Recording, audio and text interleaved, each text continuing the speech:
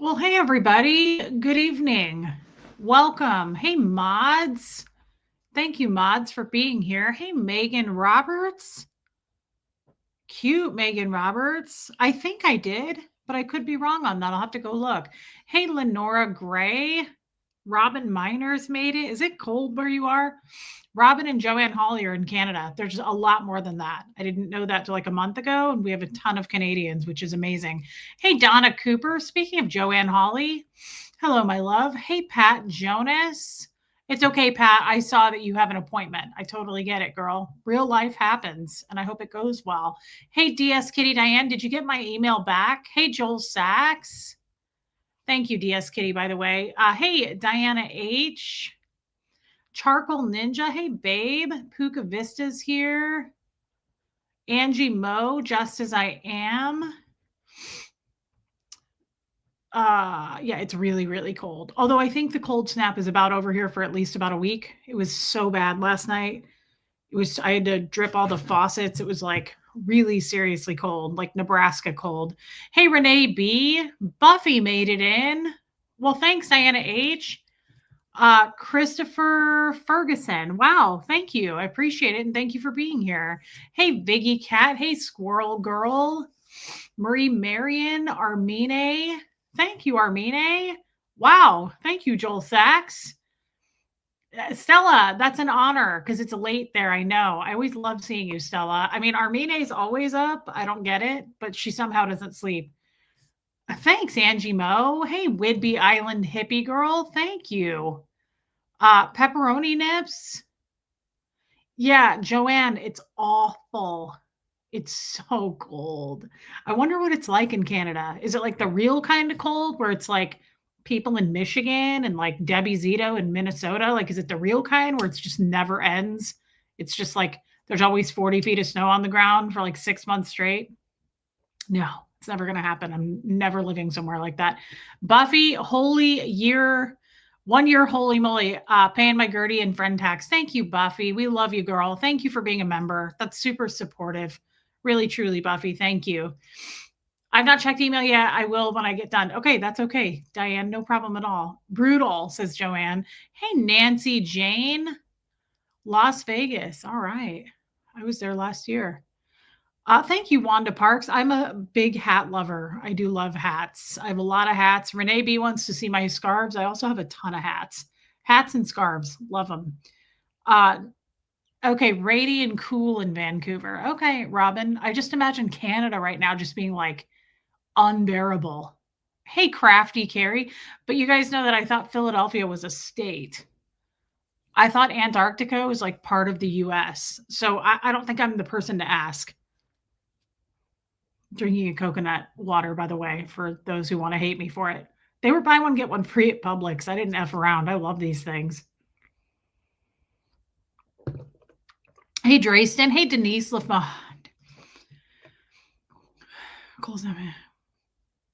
It's 35 in Minnesota. See, I would have guessed it to be so much colder there. My dad left the hospital, is at a care home for rehab. Your lives have been keeping me company driving to see him. That is really good news. I'm actually really excited about this. That is on the up and up. Like he might be back home. Stella's father really had a bad break and he is in his 90s and he's very self-sufficient. He takes care of himself and all of that. So that's exciting news, Stella. I was so hoping he would bounce back.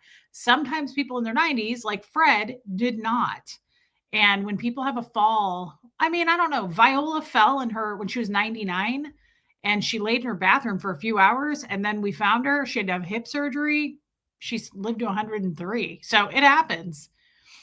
Oh my God, Joanne Hawley, that's crazy. Buffy, she's doing really good, but she hates the cold. Yeah, we can, Renee B. I've been thinking about you every time I look for a scarf. Hey, Bohemian Luciferian Witch, you're in your new place. I love that, babe. Zoe is moving too. Hey, Bo Beats. I'm happy to see you, Bo. Speaking of Canadians. Hey, Angel's here. Hey, babe. I've been thinking about you a little bit lately. Jamie Palmer, I just thought about you today and I thought, I hope she's doing well. You know what I mean. I just hope you're doing well. Yeah, me too, Stella. That's good news though. I have to be honest. I was really pulling for him, hoping that your dad was going to just like bounce back. And he sounds like the type of guy that would. Your dad, the way you described him, I was like, I feel like he's the kind of guy that it's going to take a lot to take him down. Lady O, 15 degrees in Michigan. Why, guys? Why do you do it? I don't know. As I get old, I just can't. Like, I can't be asked to do anything. I don't want anybody telling me what to do. I don't want to go out in the cold. I don't want to check the mail. Hey, Robin, not Robin Miners. I said hi, Robin Miners. Sorry, I was going underneath you. Wisconsin Barb. Sophia made it. Now, speaking of Sophia, we can, Lenora Gray. Speaking of Sophia, like, is it freezing right now in Germany? I just feel like it's cold everywhere. Baby steps, not in California though. See, I knew she was going to say something.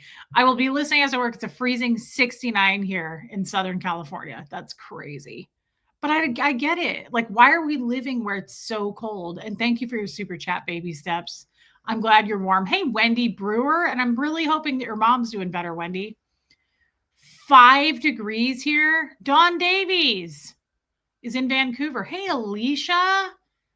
Oh. Hey, Kestrel. That's unbelievable. Danny, I mean, it's not like I haven't been around 5 degrees. It's just, I don't think I want to do it anymore. Teresa, it's a Christmas miracle I made alive. Teresa, I just want to tell you, I love you and thank you for all the kind words that you say.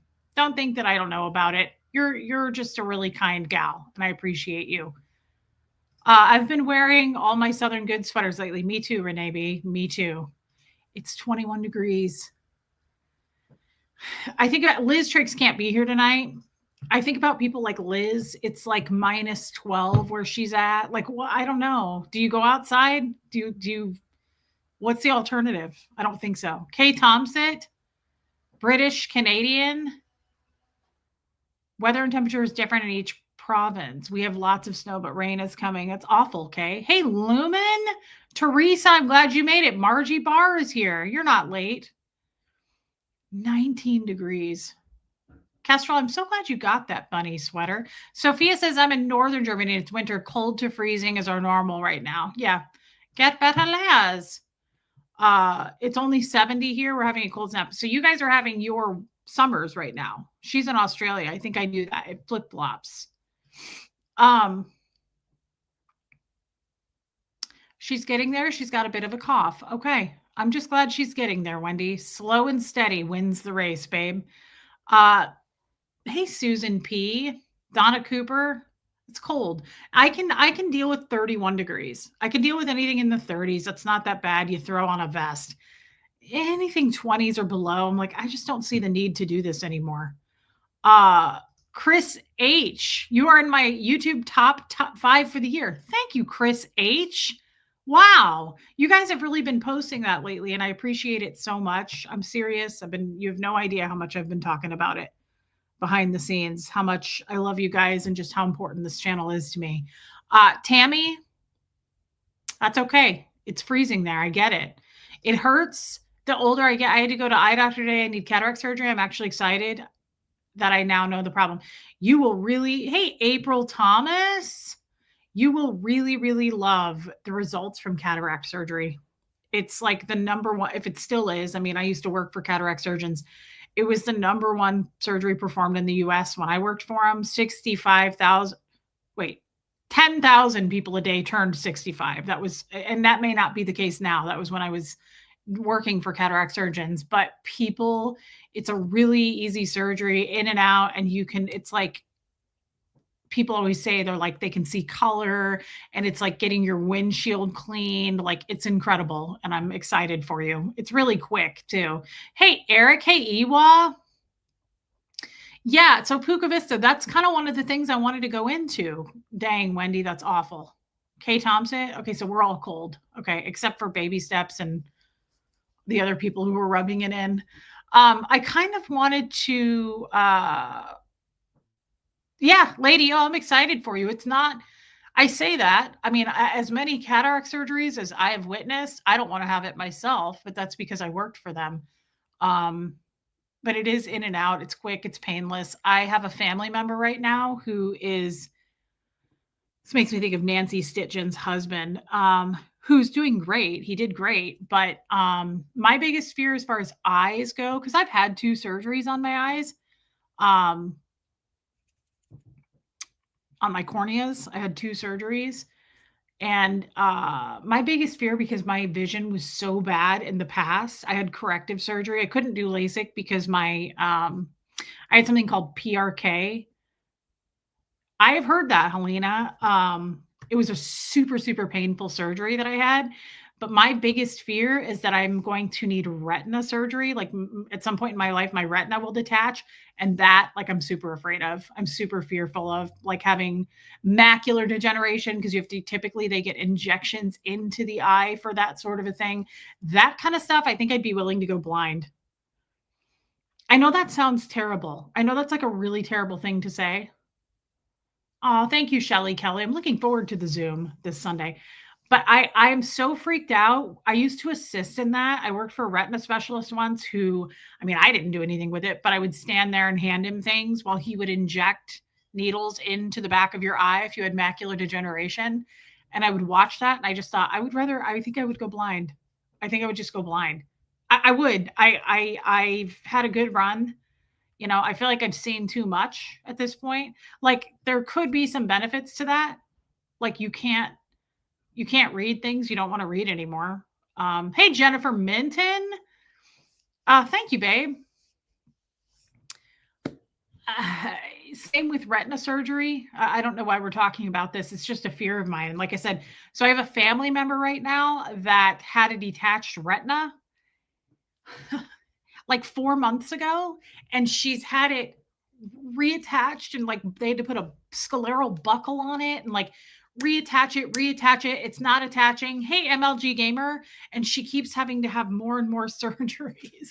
And I'm like, yeah, no, I'm not doing that. I bet you have really seen some stuff in that field. I have, and it's scarred me, and I don't want to. Um, I'm too afraid. I'm just incredibly frightened and I don't want to do it. So I don't know if that happens to me. And it's just one eye anyway. I feel like I could be blind in one eye. That's not the worst thing. Usually, macular degeneration is both eyes. So, but again, that usually happens when you're way older. I don't know. I think about things like this, like medical situations. And I don't know, like if a doctor said, like, if we don't like do this really painful surgery and scrape out your eyeball, you're going to be blind. I'd probably just go, I already feel like I've seen too much. Like I've seen a lot and I don't want to anymore anyway. I don't know that I even want to hear about it, let alone see it. So I'm not sure how I would feel. I know that sounds awful, but I'm not even making jokes. I'm like, I don't know. Is that the worst thing? I don't even really like to leave the house. Um, that really took us off track. So what I was trying to get at is I feel if you notice I wasn't here yesterday, you may or may not have noticed. Um, some people told me about what happened in Australia. And I know we have some Australians in here. Our sweet little Helena. I haven't seen old Charlie, Pat Jonas. Hey, Melissa. And I don't know all the details because I don't watch the news and I haven't gone to look about it, to read about it. Um, oh, yeah. What watch am I wearing today? I never wear this watch. And I was wearing this white turtleneck and it was kind of a cream that matched it. It's called a red line, maybe. I don't know, but it's kind of cool and it's humongous. I like really big watches. I just liked it because it kind of looks like a crescent moon too. Lenora Gray, thank you. Yeah, it's incredibly heartbreaking. And sometimes you just have to take a step back. I see Joanne says that was horrific. I know that there was a shooting. I couldn't tell you much more else about it. Tommy told me a little bit about I don't even want to repeat what he told me, just because I'm not sure that I would get it right if I were to say it. So that made me really sad. Anytime there's anything like that, it makes me really, really sad. And then I think, about the people in my life that I love that are near and dear to me. And I start reflecting on that. And I start reflecting on Huxley and how thankful I am that he goes to school every day and he's safe. And then I just go into a spiral, really. I go into a spiral. And then I start thinking about what would I do if I were in a situation like that? Because, hey, Ghostwriter, those situations do happen, sadly, more and more. Oh, wow, Liz R. And hey, Jennifer Ogle. I made it to Minnesota and move in Tuesday. Good for you, babe. Hopefully we'll see you maybe this Sunday. Hey, Cliff Ann, thank you. I just get super, yeah. Oh, Pat Jonas is still here. It's devastating, and I just get super, super depressed about things like that. And I know we all do. We're humans and we do that. Hey, Grandma Sunshine Dragon. Hey, Martin. I spiral quite often thinking about the world today. Yeah. Yeah. So I don't even know Bondi Beach, Boston. Is Bondi Beach in Australia? That was the Boston shooting. I didn't even know about that one. That's horrific. And then of course, yeah. So Rob Reiner made me super, super sad. No, Martin, I have not. I kind of unplugged from the world yesterday, to be quite honest, as far as the internet and answering things. I did answer some emails this morning, but I don't know a lot about Rob Reiner. I watched a 3-minute segment today about he was on like the CBS morning show. Hey, Natalie Stresser, my mom loves that show. I don't know if you guys watch it. My mom has watched that every Sunday morning, like for 20 years now. She watches that CBS Sunday morning show. It's like about like stories of the world, and it's like got some nature at the end, and it's sometimes uplifting. I don't really know. Okay, so Pat says, there were 2 male shooters who targeted the Jewish community who were having a family event to celebrate the first day of Hanukkah.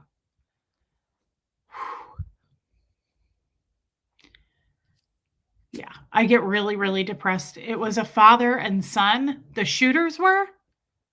That is so effed up. I get really in my head about this kind of stuff. Yeah. Lady O, it's been a horrific past few days.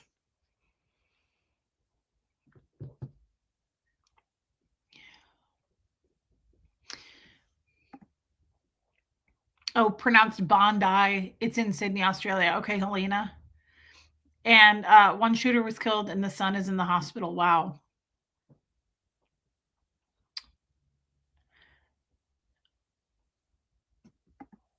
It is sad. It makes you think. Sorry, I have an itch. There's so much going on in the world. It's scary. Rob Reiner. I know. So I don't know much about him. I know who he is. I could have pointed him out if I saw him and said that's Rob Reiner. I don't know much about the guy personally, but I will say he always looked and seemed so kind and funny and sweet. He played a funny part in a show that I loved. It was a tiny part, but I know he was part of Seinfeld, so I'm assuming he was good friends with Larry David. I loved that show, Curb Your Enthusiasm. He played a really funny part in that. I've never seen The Princess Bride or When Harry Met Sally or Spinal Tap, but I love, love, love Stand By Me, and I love A Few Good Men. And so I watched this like 3-minute segment on his life today and just love you, Pat Jonas, how simple he lived. I had no idea he was married to Penny Marshall. I saw that. I saw this great line that he said about, yeah, Eric, I never saw Seinfeld, but I love Curb Your Enthusiasm. That is such a funny show. I love Larry David in that show. He said something really, I know, baby steps, that's what I'm told. I really need to see those films. I never saw The Princess Bride.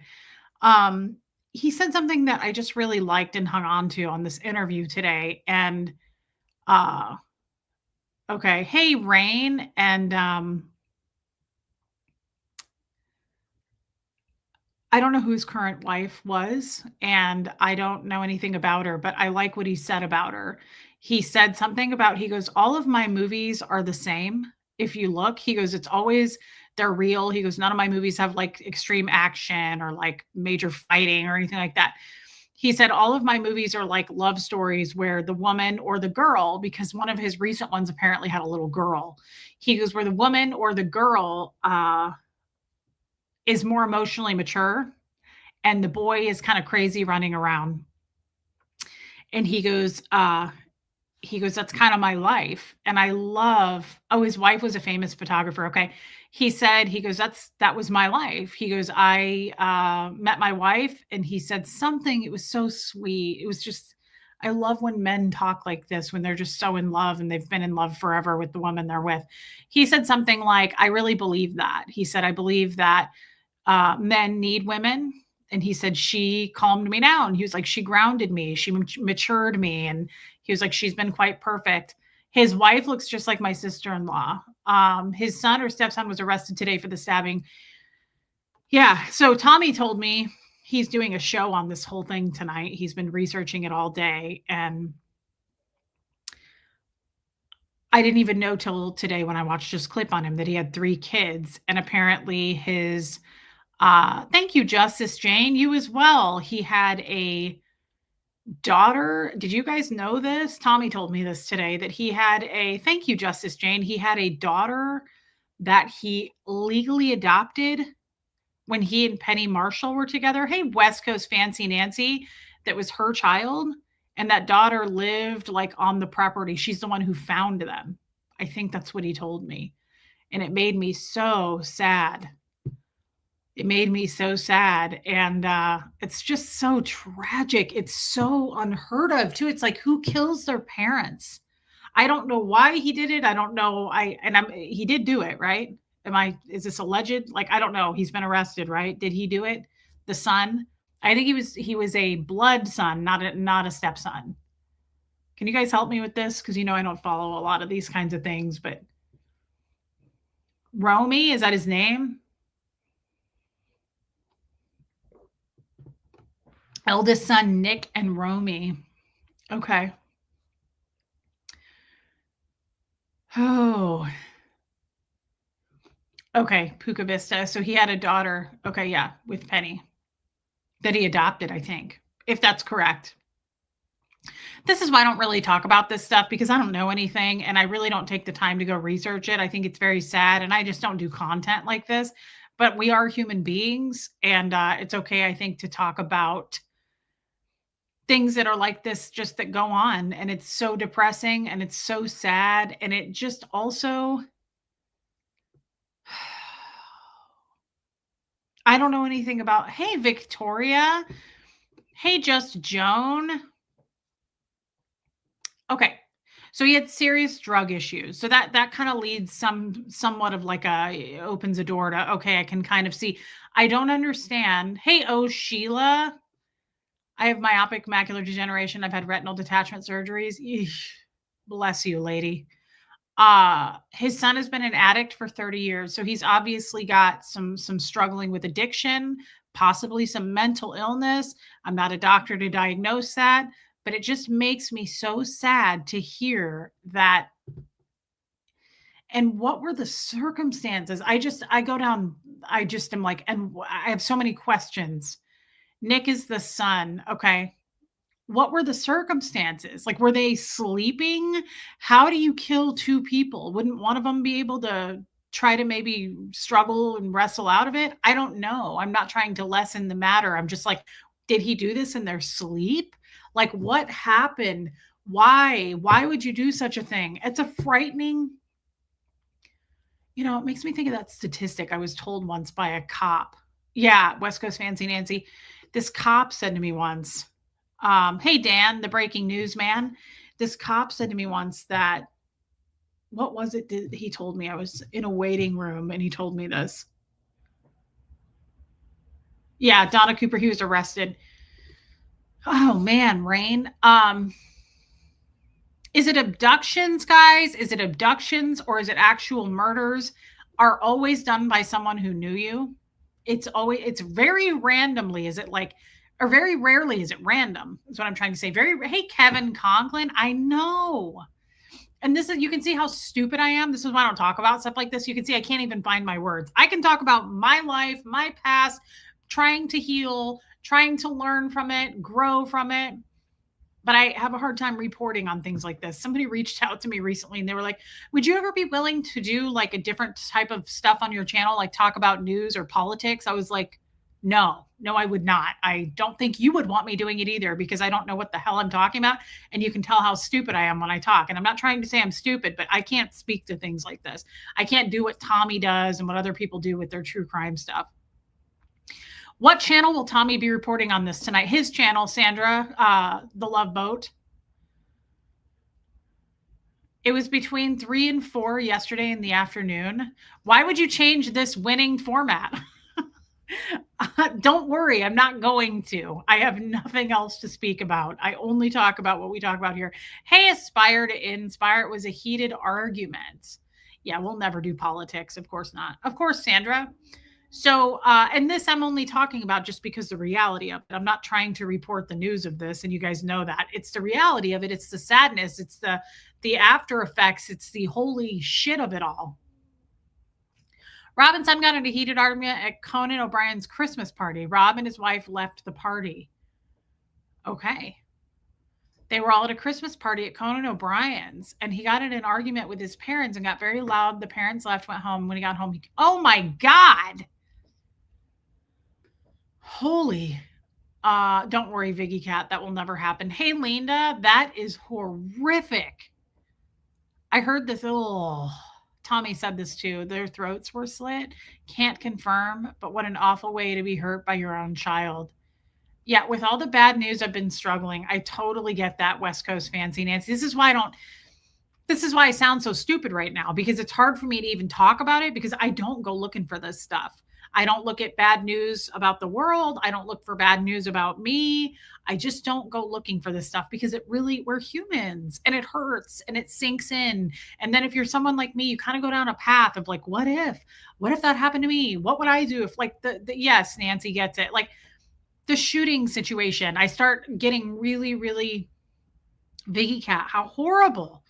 I just start getting really like myopic about it. And I'm like, oh my God, what if I'm in a public place? What if this happens? And I start thinking about Huxley and I'm like, he's in high school. Like that, what if something happened while he's at school? I start panicking and melting down. And I don't think that's unusual. I don't think that means that I have some sort of a mental instability. I think that's just the world today. I know, Angie Mo. And yeah, you're a lot like me, Angie Mo, but I think this is just like, we panic and prepare, and then we panic and then we prepare ourselves mentally. And I'm like, what would we do? What would you do? And so that's one of the reasons I said this a few days ago. I was talking about all the hate and I was just talking about all the ugliness. If you knew, yeah, Rain, if you knew that you weren't going to wake up 3 days from now, however your death may go, if you knew that, would you worry about as much as the stuff that you worry about? Like me, like I worry about the dumbest things.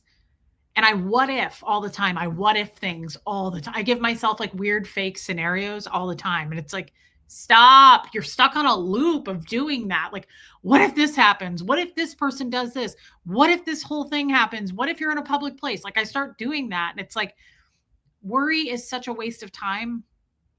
But it kicks it into high gear when things like this happen. Yeah, it's easy. I think this does sound terrible, but back me up here if I'm right. I feel like a lot of women do this. Yeah.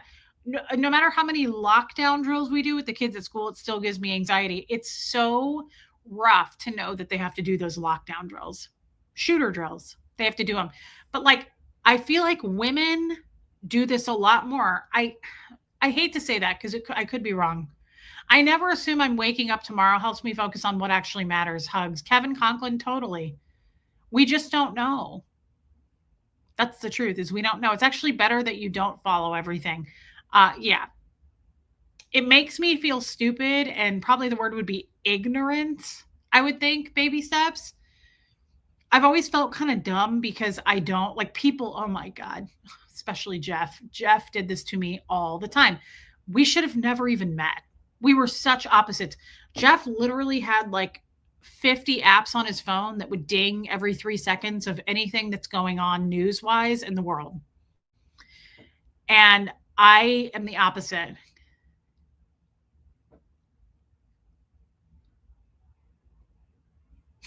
Dan, the breaking news man. That's funny. Thank you for your super chat, baby steps. And then after all these years of knowing Jeff and him knowing me, right? He would come to me and go, "Did you hear that Biden said this? Did you hear that Trump did this? Did you hear that Congress?" And I was like, when have I ever answered yes to that? I cannot believe that that dude would come to me of all people and be like, "Did you hear?" I'm never going to hear.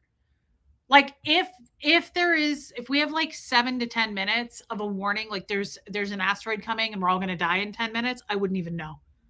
I would probably find out like a few minutes before it happened and I'd be like, "What?" Everyone else would be running around panicking. I don't follow stuff. I really truly don't. I think I do it as a way of being prepared if something bad happens. It's like if you have a plan. I agree. Yeah. If you only follow news, you will get overwhelmed by the bad things. We don't publicize all the amazing good.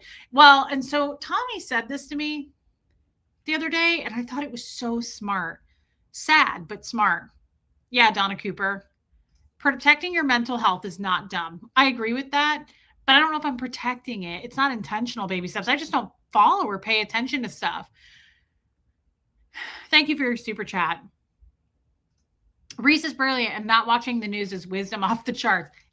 Don't give me too much credit here, though, Kevin. And I love you in baby steps, but hold on. I had a friend once who would say to me, one of her biggest things was like world issues all the time. And I mean all the time. Like racism and division and politics. Hey, Saved by Grace. Hey, Starlina. And like all these things. And I am not your girl if that is what you follow in life. I can't keep up with you. I'm never going to know those issues. I don't watch them. And so I used to say to her, like, we'd have a conversation and she'd get so mad at me because she'd be like, "You're the only person I know that like literally knows nothing. Like, you know nothing about what's going on in the world, and it's annoying."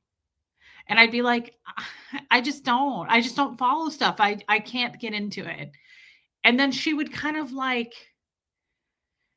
I don't think it was intentional, but she'd kind of poke and then kind of bait me to answer things. Like she'd be like, "Well, what do you think about this situation with now that I just told you about it and how horrible it is on this side of this group of people, but not these people?" And I wouldn't really know how to answer it. And I'd be like, "I don't know. I just kind of feel like, people should stay out of each other's business." Like I just had the most stupid. I remember there's a scene in Sex in the City when Samantha's at a big gathering and she goes, "I don't believe in the Republican Party or the Democratic Party." She's like holding her drink. She's like, "I just believe in parties." And I was like, that's me. Like, I just don't know the answer to anything. You could not walk up to me and be like, "What are your thoughts exactly on Congress and the Speaker of the House? Tell us, please." I'd be like, I don't even speak that language. Reese, my husband, is like that. He has no idea what's going on in the world. He's happier than most.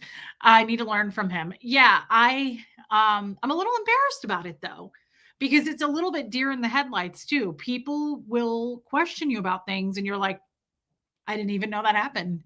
I didn't even know that was a thing. Like, I didn't even know Russia was doing that," or whatever it is.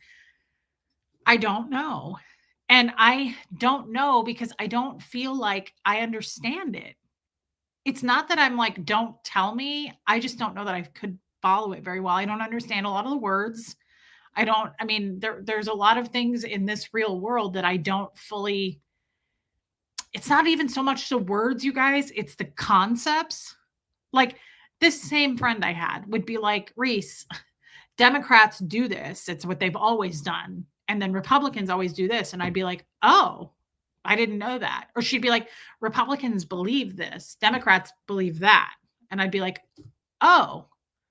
Like I'm so behind, I think because of Scientology that I couldn't. Do you understand what I'm saying? Like, I can't keep up with it anyway. Don't understand it. I don't understand it. So, like, Jeff used to pile on me because sometimes I'd be his only person around. And he'd be like, "Hey, Katie did it. You know what happened to Katie did? We never see her anymore." He would say things like, "Can you believe that the White House is blah, blah, blah?" And I'd be like, I can believe it because I don't know what you're talking about. I don't know what to say. Dan, what's your viewpoint on a sensible lady who talks to her camera phone and thinks she's not making sense? I like this guy. If you're referring to me, I'm not on a camera phone, but Dan, I'm going to answer that. If it's about me, my viewpoint is I can't believe every day that people come to this channel to watch me. I can't believe it. I figured it would have burnt out by now. I figured that no one would be here, and it's probably only like 11 people that like me, and the rest probably hate me. But still, I still can't believe that Dan is fun. Reese can vouch for him. Okay, Yadira, he seems like a fun guy. Dan, I still can't believe to this day. I wake up every day going, I cannot believe people come here. I mean, I love it. I've never been more grateful for something. And I am a verbal processor, Dan, and I love people. My love language is quality time. Hey, Honey Lou. And Honey Lou, I'm glad you're here. I was going to mention you. And Dan, hey, Chow Yun Smut. Dan, I just don't know that people should be listening to me. I used to feel I knew nothing about politics or what was going on. When I met my partner, I started keeping up with the news as he did, and I felt dumb. Now I'm back to not watching for my mental health. Yeah. Reese's verbal AF. Lady O, put that in your pipe and smoke it. Reese just asked you about my good questions and dull humor. Well, I'm glad that you're here, Dan. Honestly, I can't believe that you're still here. We're 36 minutes in and I've said absolutely nothing of any value. You know, that is when really, Katie did it. That's too bad. That is when I do start to feel really dumb. History and geography and things like that. But world happenings, world wars, that's what I mean, history, all those things I cannot piece together. I can't. I don't know anything. Hey, Heather. Hey, Miss Sassafras. I'm torn between wanting to know things and not wanting to know things. Yeah, that's why I think it's funny. Like sometimes I think about it, like all the people that hate me and think I'm like this conniving, like master manipulator, that kind of a thing, right? And all I'm doing is just like hanging out watching Steven Seagal movies from 1987, like moving through a can of Pringles. Like it's weird to me that you think that I have that much power. I don't. I appreciate your vote of confidence that you think I'm like Maleficent, but that lady knew what she was doing. Like she had a whole forest of creatures. What did they call them? Gnomes? What did they call them? Rats? I can't remember, but she had a whole forest of said little creatures, and they would fight with her, and she was super intelligent. Well, hey, Vicky Andrews. And yeah, I get it, Vicky. Being too reactive to world events is going to send you spiraling eventually. We need breaks for our health. Yeah, and here's the other thing. I don't watch this stuff because I also don't know what to believe. Don't they call that gullible? I am incredibly gullible. I'll believe anything. Remember that time that Aaron told me that Jesus wrote the Constitution? I believed him, like a solid belief in that. I was like, well, that makes sense, like based on when Jesus was here 100 years ago. Like you can't. So again, it shocks the hell out of me, even to this day, that people give me that much credit as far as being a master manipulator. An amateur manipulator? Yes. Definitely a rookie manipulator? Sure. Your average rookie, hey, Jessamine, manipulator. Master, like monster, Maleficent. No, I wish. Like that's cool. I love that lady. I really thought she did a great job, but there's just no way. There's just no way. Like, the only crowd that I can keep are these 185 people under my spell. Uh, yeah, Dan, I didn't know. I was so embarrassed. That's why you have to double and or triple check the news sources. Yeah, I don't have that kind of time. I mean, I definitely have that kind of time. I just am going to keep saying that I don't have that kind of time for things I don't want to look into, that I feel lazy about. Are you an empath? My daughter is sometimes, I think empaths tend to be more gullible. I'm not really sure if I am. To be honest, I don't know. What am I drinking? Great question. These were buy one, get one free at Publix. They're so good. I had the strawberry one. I didn't like it as much, but I'm an orange fan of anything. I love orange flavored stuff. It's coconut milk, orange and cream flavored. The last time I had one of these was probably 2 months ago. I don't drink them very often because I don't like to drink beverages that have a lot of sugar, and I'm sure this does. Yeah, this whole container has 35 grams of sugar. I'm only going to drink half. There's no way I could drink this whole thing. I'll just put the lid back on and put it back in the fridge. Is that rabbits on that gorgeous sweater? Yes, Lenore Gray. Bunnies. Bunnies galore. Bunnies on the arms. Isn't that fun? It's very vintage inspired. So back to what's I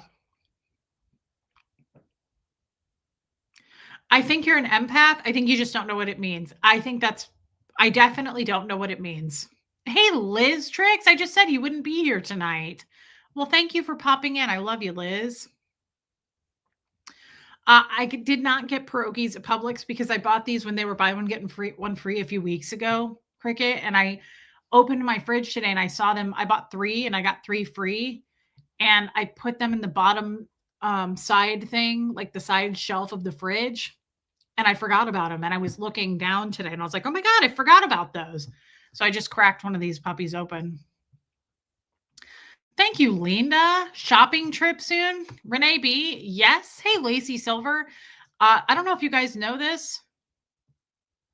Great question, Dan. And you'll have to stay tuned for that because I really don't know. I don't know if you guys know this. Christmas is next week. Christmas is next week, everybody. I love that, On the Run. And I'm going to probably starting around after Christmas or around after. Talking about eyes earlier, I never gave you an update. I had an infection. Oh yeah, you went to the ER the other night and they gave me antibiotics, healing well. Okay, good.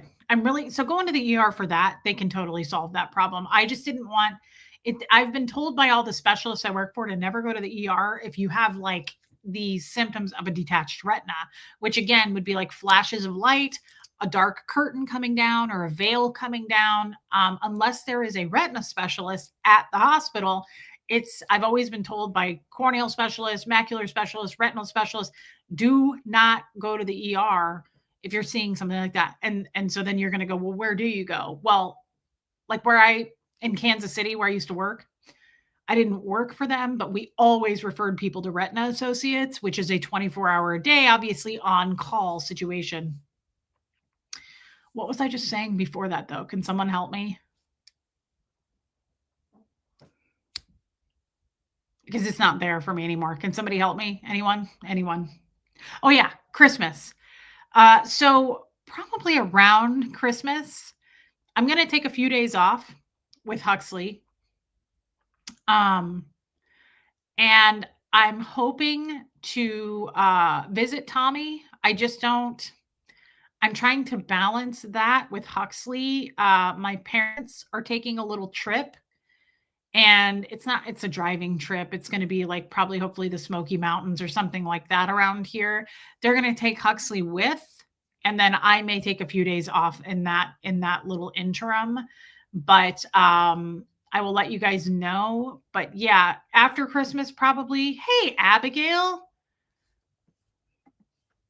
Do not love this world nor the things it offers you. For when you love the world, you do not love the Father in you. You do not have the love of the Father in you? I'm a little confused on that one. I'm going to be honest. Do not love this world nor the things it offers you. Why wouldn't we love this world or the things it offers us?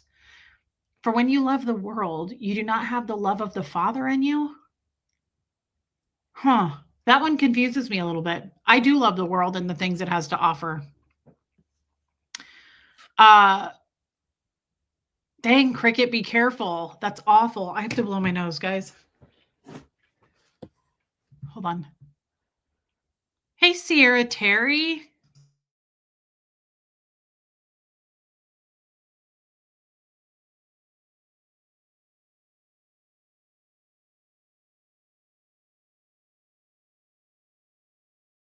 Okay.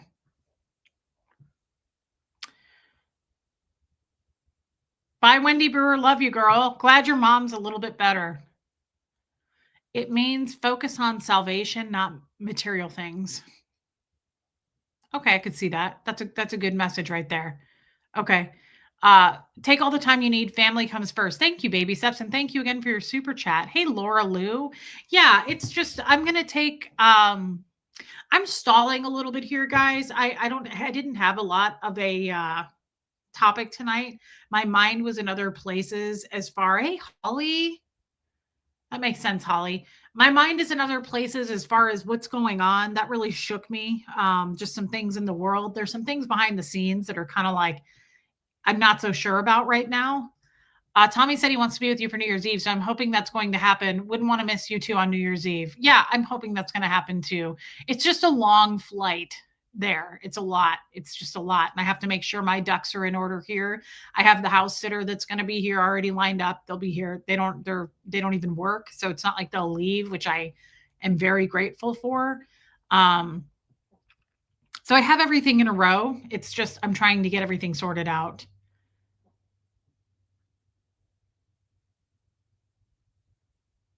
Okay, Chris. Thank you for sharing that. So I feel a little bit off.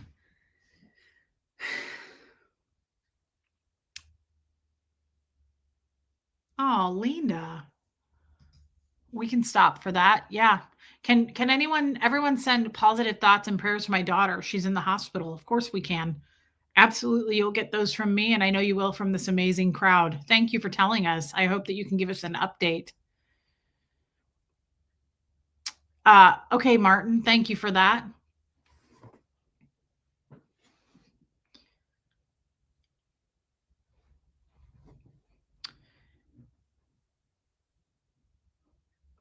I have a couple things I'm going to talk about. I'm just kind of deciding when.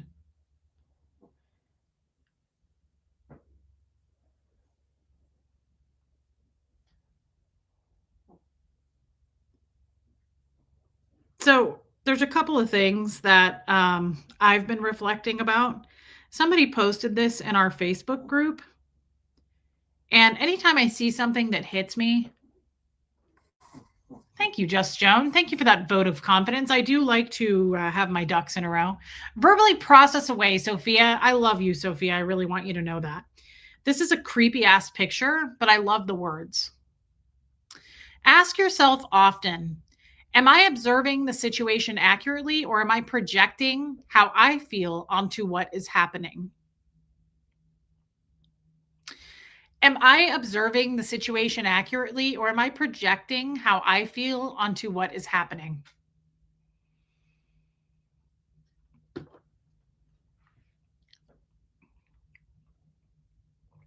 Again, that's the kind of thing when the student is ready, the teacher appears. So that may mean nothing to you. That may, right now at this point in your life, that may not mean anything to you. That means a lot to me. Am I observing the situation accurately? Right? Yeah, Chris. Or am I projecting how I feel onto what is happening? I think it's important to check ourselves and ask those questions of ourselves. But I also think it's important to reflect on the things around us. Yeah, Robin, the things around us and whether or not that's happening in situations around us. And if that's happening in situations around us, what can we do to control it? Absolutely fucking nothing. Nothing, right? But I find that people project their shit onto you a lot. And if you remember that therapist I had, He said when somebody is flipping out on you or whatever, or emotional, they're often working out their stuff through you. And so there's really nothing you can do about that anyway. Uh yes, Honey Lou. And that's the other thing, Honey Lou. You just made me think of something. Boy, this was an interesting statement. And I wrote it in my notes. Couple things. And this is what I've been thinking about the last couple of days.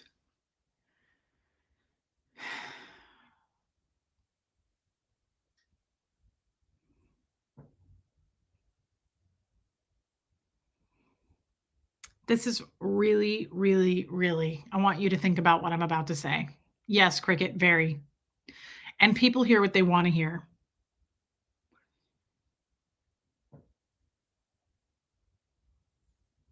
I'm looking for the note. I want to read this one that I found the other night. I was up at like 3 in the morning and I was listening to reels and I was like, whoa, back that up. And I wrote it down and now I have to find it. Come on. It's got to be right here and I'm just overlooking it.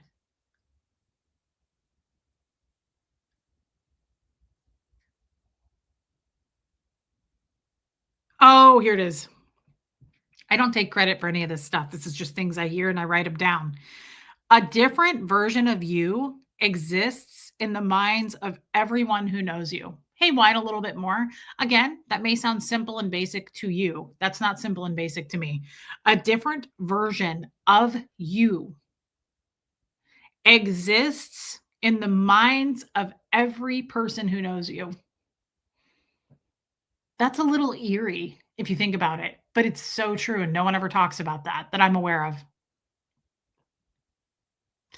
Isn't that kind of eerie? Like, isn't it weird when you meet someone and you'll go to talk about that person with another person who knows them and your take is totally different than their take? You're like, "Oh, I thought they were great." And the person's like, "Are you kidding?" Bad energy. Or like something like that. It's crazy. Yeah, Chris, it's eerie. It's eerie.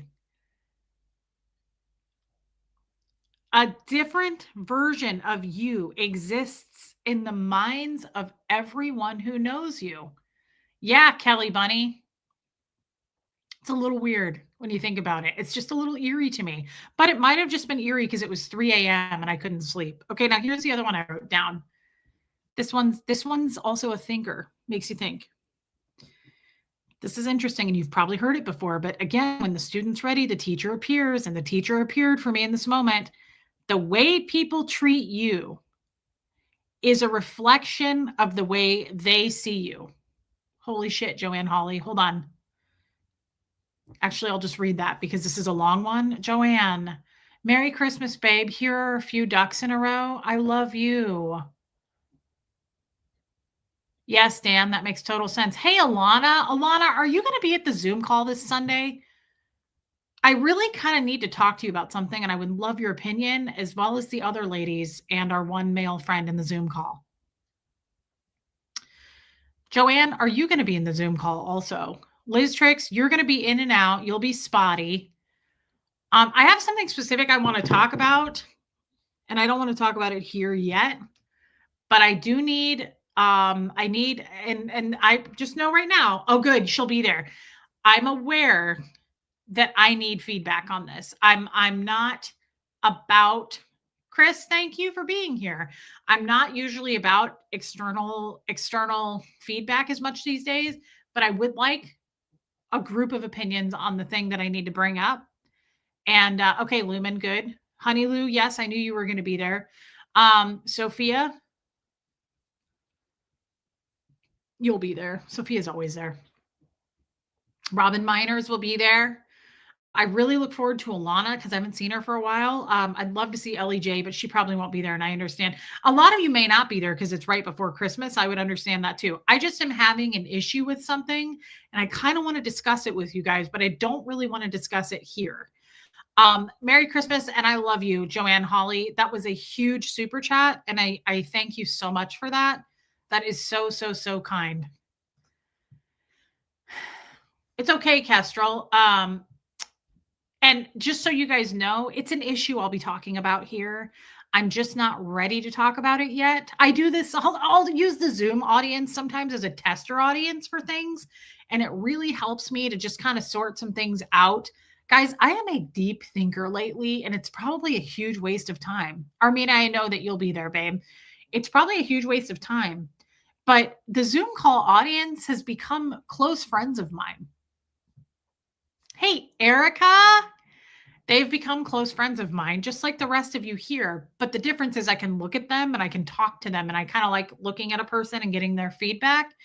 And don't worry, I will be discussing it here as well. It's just I'm not ready and I don't quite know how I want to deal with the problem I'm having. There are times when feedback is needed. Wisdom is knowing the time I should be there. That's such a good point. Me too, Vicky Andrews. Vicky Andrews, I love you in the Zoom calls. I love people who smoke cigarettes because it's so vintage. It's just so damn retro. So I love seeing our ladies in there smoking. We have quite a few ladies in there that are just like, and there's just nothing better. I know that sounds weird, but it's so 80s. It's so vintage. I just told my mom the other day I would give anything to smoke again. I loved smoking cigarettes. Aw, Sierra Terry, that's okay, babe. I loved smoking. And my mom was like, me too. I said, yeah, I know. My legs are this long. They're underdeveloped. So is my beehole because you smoked with me. You don't smoke with the child. Okay, Diane? All right. Do you really, Martin? Yeah. Uh, Viggy Cat, it's so retro. It's so vintage. Vicky, I'm vintage. I know it's not great to smoke. I get bored. It's my last vice. I loved smoking. I smoked menthols. I smoked Marlboro Light menthols, and they were so delicious and it chilled me out. But the thing is, I couldn't even smoke today if I wanted to. One, I can't be around it. It gives me like an asthma attack.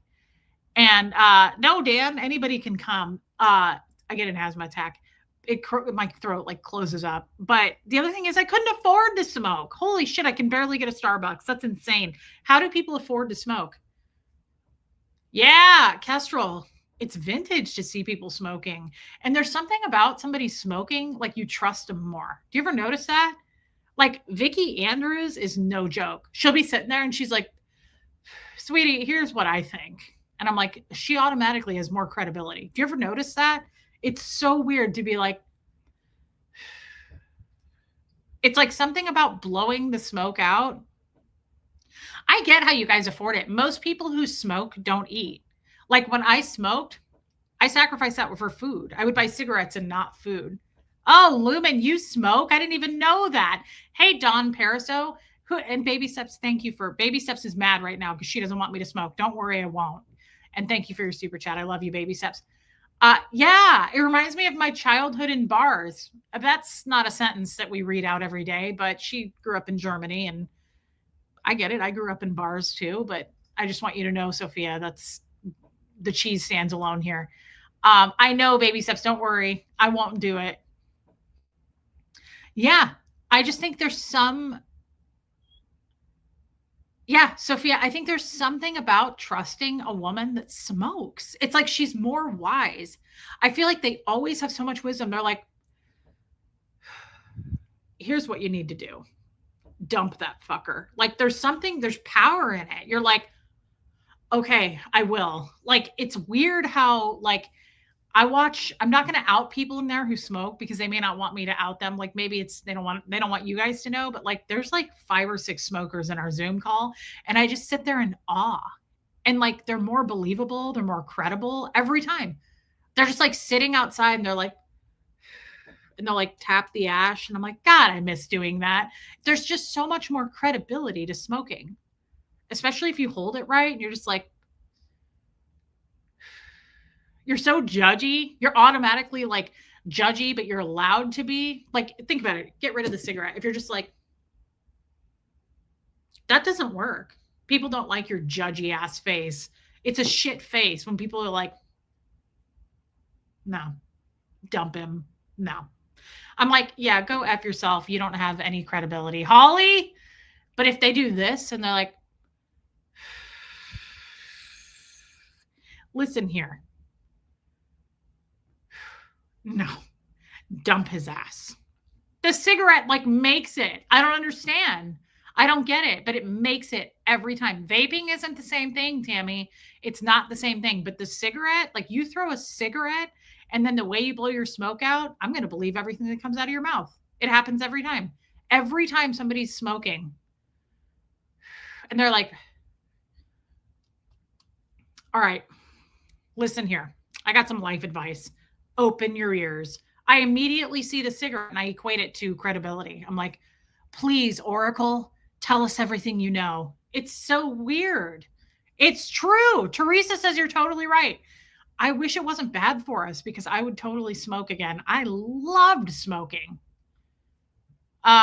You're very believable. Diana H, you're incredibly believable. What was I saying though? Yeah, the pissed off exhale smoke. Yes, they do it. They're like, that's bullshit. You know what I'm talking about? They do it all the time. People who smoke are always pissed off. And it's so, yeah, Vicki Andrews, I am. It's always so deep and like just full of wisdom. Think about it. Get rid of the cigarette and get pissed off. Just be like, no. You're like, I don't sit back down, lady. Like, I don't want to hear it. There she is, Debbie Zito. But if somebody's smoking a cigarette and they're like, bullshit.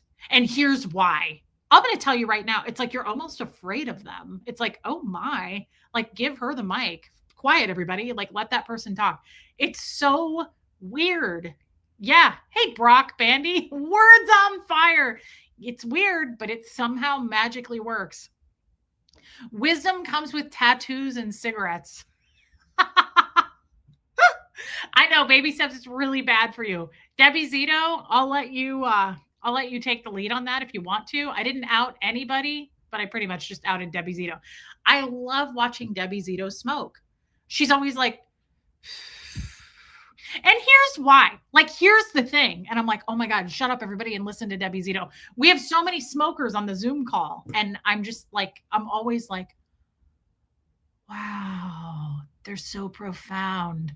They're full of wisdom because they're vintage. They're vintage. They're retro. No way. Just Joan is coming on Sunday.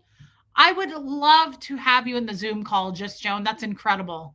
That is absolutely incredible. Thank you. Without the cigarette, you just sound like a Karen. It's so funny. The cigarettes. A bit of TMI. I keep a pack of cigarettes in my freezer. My mom used to do that. And vodka. When I haven't had a proper poop in a bit, I light one and take a couple of puffs and send me the. Okay, so here's the thing. I'm not going to out this person, but I have a family member. Hold on, I have to blow my nose again.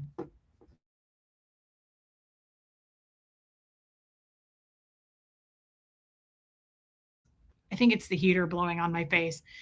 I have a family member. This is how this all came up. Am I buffering? I have a family member my mom was telling me about, and she told me that she smokes 3 cigarettes a day. That's the best thing I've ever heard. I would totally smoke 3 cigarettes a day. I can't because it would kill me. Like I literally can't even be around cigarette smoke. I'm like, I can't breathe. I have to use my inhaler. I don't know how I did it. Okay, thank you for checking, guys. But if I could, guys, smoking relaxed me so much. I loved smoking. And if I could smoke 3 a day, I would never smoke in my house. I would go outside. But it's just so like I remember when I had my old job, I would go home on my lunch break. I worked right next to the hospital, and my apartment was 5 minutes away.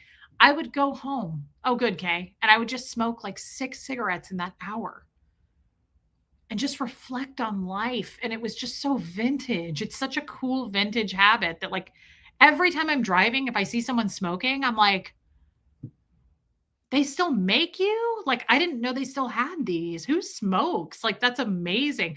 It's just so outdated. It's like a payphone. When's the last time you saw a payphone? Like, nobody smokes. Okay, Joanne Hawley even smokes. There's a ton of freaking smokers. Yeah, I can't do it either. I can't gag. I'll gag. I smoked for 10 years. I smoked for a long time, but I can't do it now. I could never restrict myself to 3. I'd be back to a pack a day. I could, if I could breathe, I could totally smoke 3 cigarettes a day. It would be incredible. Like, I'd love to I did help you to poop. Yeah, my lunch break contains no lunch. Yeah, I would just go home and smoke cigarettes. I was thinner. I pooped more regularly. Like, I was a happier person, I'm sure. And I was more full of wisdom. Like, if you smoke, you're automatically, it's just a weird thing, but like with the cigarette comes great power. Yeah. And Debbie Zito's so cute. She's like, the other thing I love about smoking women on the Zoom, this is the best part. I'm going to tell you right now, this is a secret. They're so fucking wise. Hey, Anne Marie. Wow, thank you, babe. They're so wise. And they're, hey, Marissa Martin, they're not reactive. They don't react to anything. And you watch them, their eyes do all the talking too. Smoking women on the Zoom are like this. I'll be talking or somebody else will be talking and giving our problems because that's what we do. We just problem dump on the Zoom calls. It's not for everybody, I'm telling you right now. But the people that are there love it. Okay, so hold on. They do this. Talk, talk, talk, talk, talk. Like whoever's talking is talking. And you watch them. Pay attention. Watch them. They'll do this.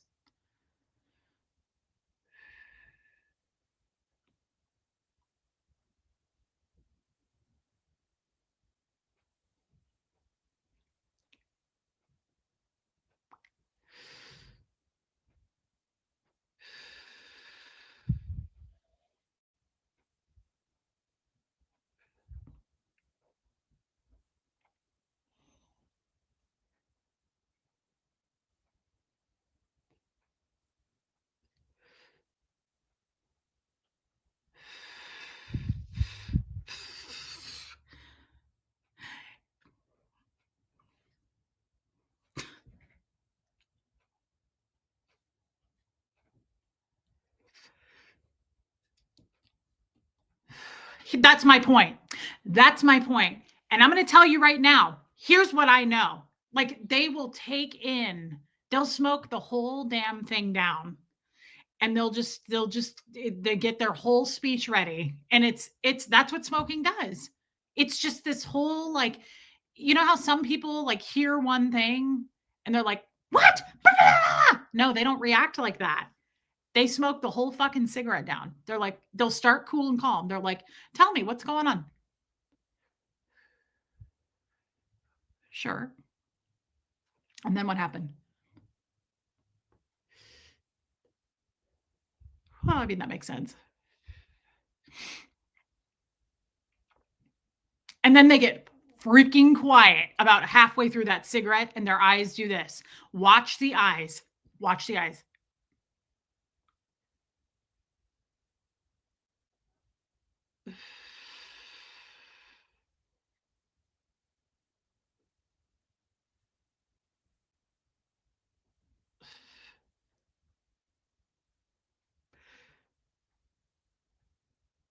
The whole thing gets to the end of the cigarette. They do. Rain virus. I trust rain virus. Smokers seem to listen more. They do. You should be friends with smokers.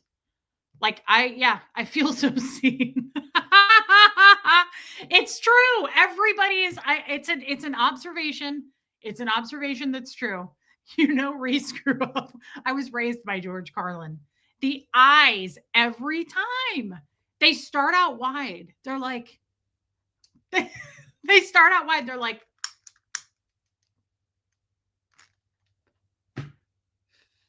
go on, tell me about it. Mm-hmm. Love you, Don.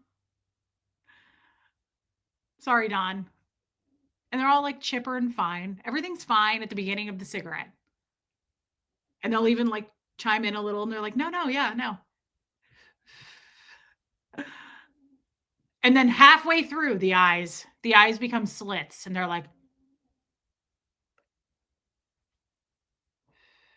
it's so weird. It's so true though.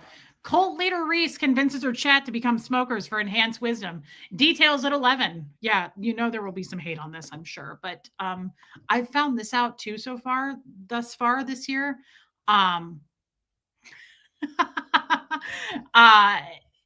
I can't, like, literally, a friend said to me the other day, you could run into a burning building and save kittens, puppies, and infants, and your haters would truly be on Reddit being like, yeah, but what was she doing there? She started the fire, guys. Think it through. She's a monster. Like, it doesn't matter, guys. It doesn't matter. I could literally be doing anything. So we might as well do content what we want to do content on. Am I right? It helps you to focus. Totally, Lumen. If I could smoke, I would totally smoke. I can't. I can't even hardly be around it. Like, it really, really kicks up my asthma. My asthma has gotten way worse. Oh, dang. My Ribelsis is out of stock. That sucks. My asthma has gotten way worse. Did you even save the baby ducks? That's what would happen. That's totally, they'd be like, do you know there was one kitten though that died? And I would have like no hair left. My hair would be on fire. Like, I would be like scarred for life. And my haters would be like, I don't believe it. I don't believe it. Hey, Linda Garden Lady. Yeah, I thought, oh my God, Marissa Martin. I never became a smoker because my best friend said I was stupid smoking. I couldn't stop. Marissa Martin. Marissa Martin. Oh, you looked stupid smoking. Nobody looks stupid smoking, although it's terrible for you. It's a dumb habit. We shouldn't be doing it, but it's so vintage. I just think it's so old it became cool again. Remember when they tried to say you stole Finn? Do you guys remember this? Oh my God, spot on. I was thinking about this the other day.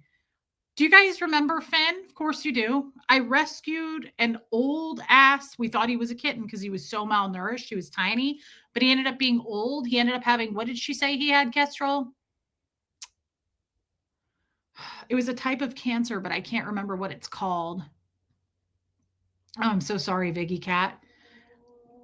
She's snoring so loud. Yeah, Chow Yun Smut. My haters. So I rescue a cat that is so malnourished, lymphoma.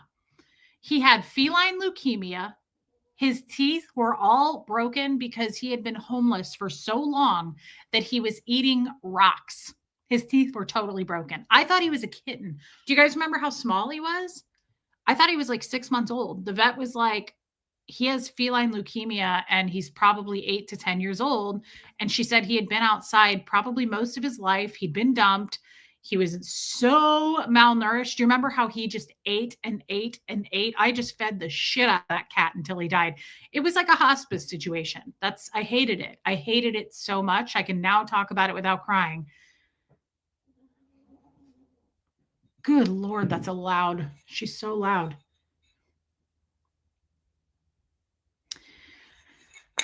And remember, he had to stay in this room. We had to keep him locked in this room for what, like the 8 weeks that we had him, because I didn't want him to be anywhere near my other cats.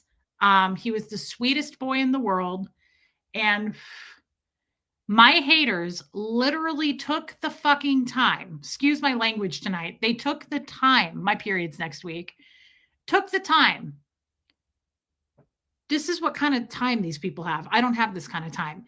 They took the time to go on Reddit and say, Reese stole an orange cat. Everyone take your little keyboards and go search and reach, because they know my address. They Googled my address in proximity to missing orange cats. This is no joke.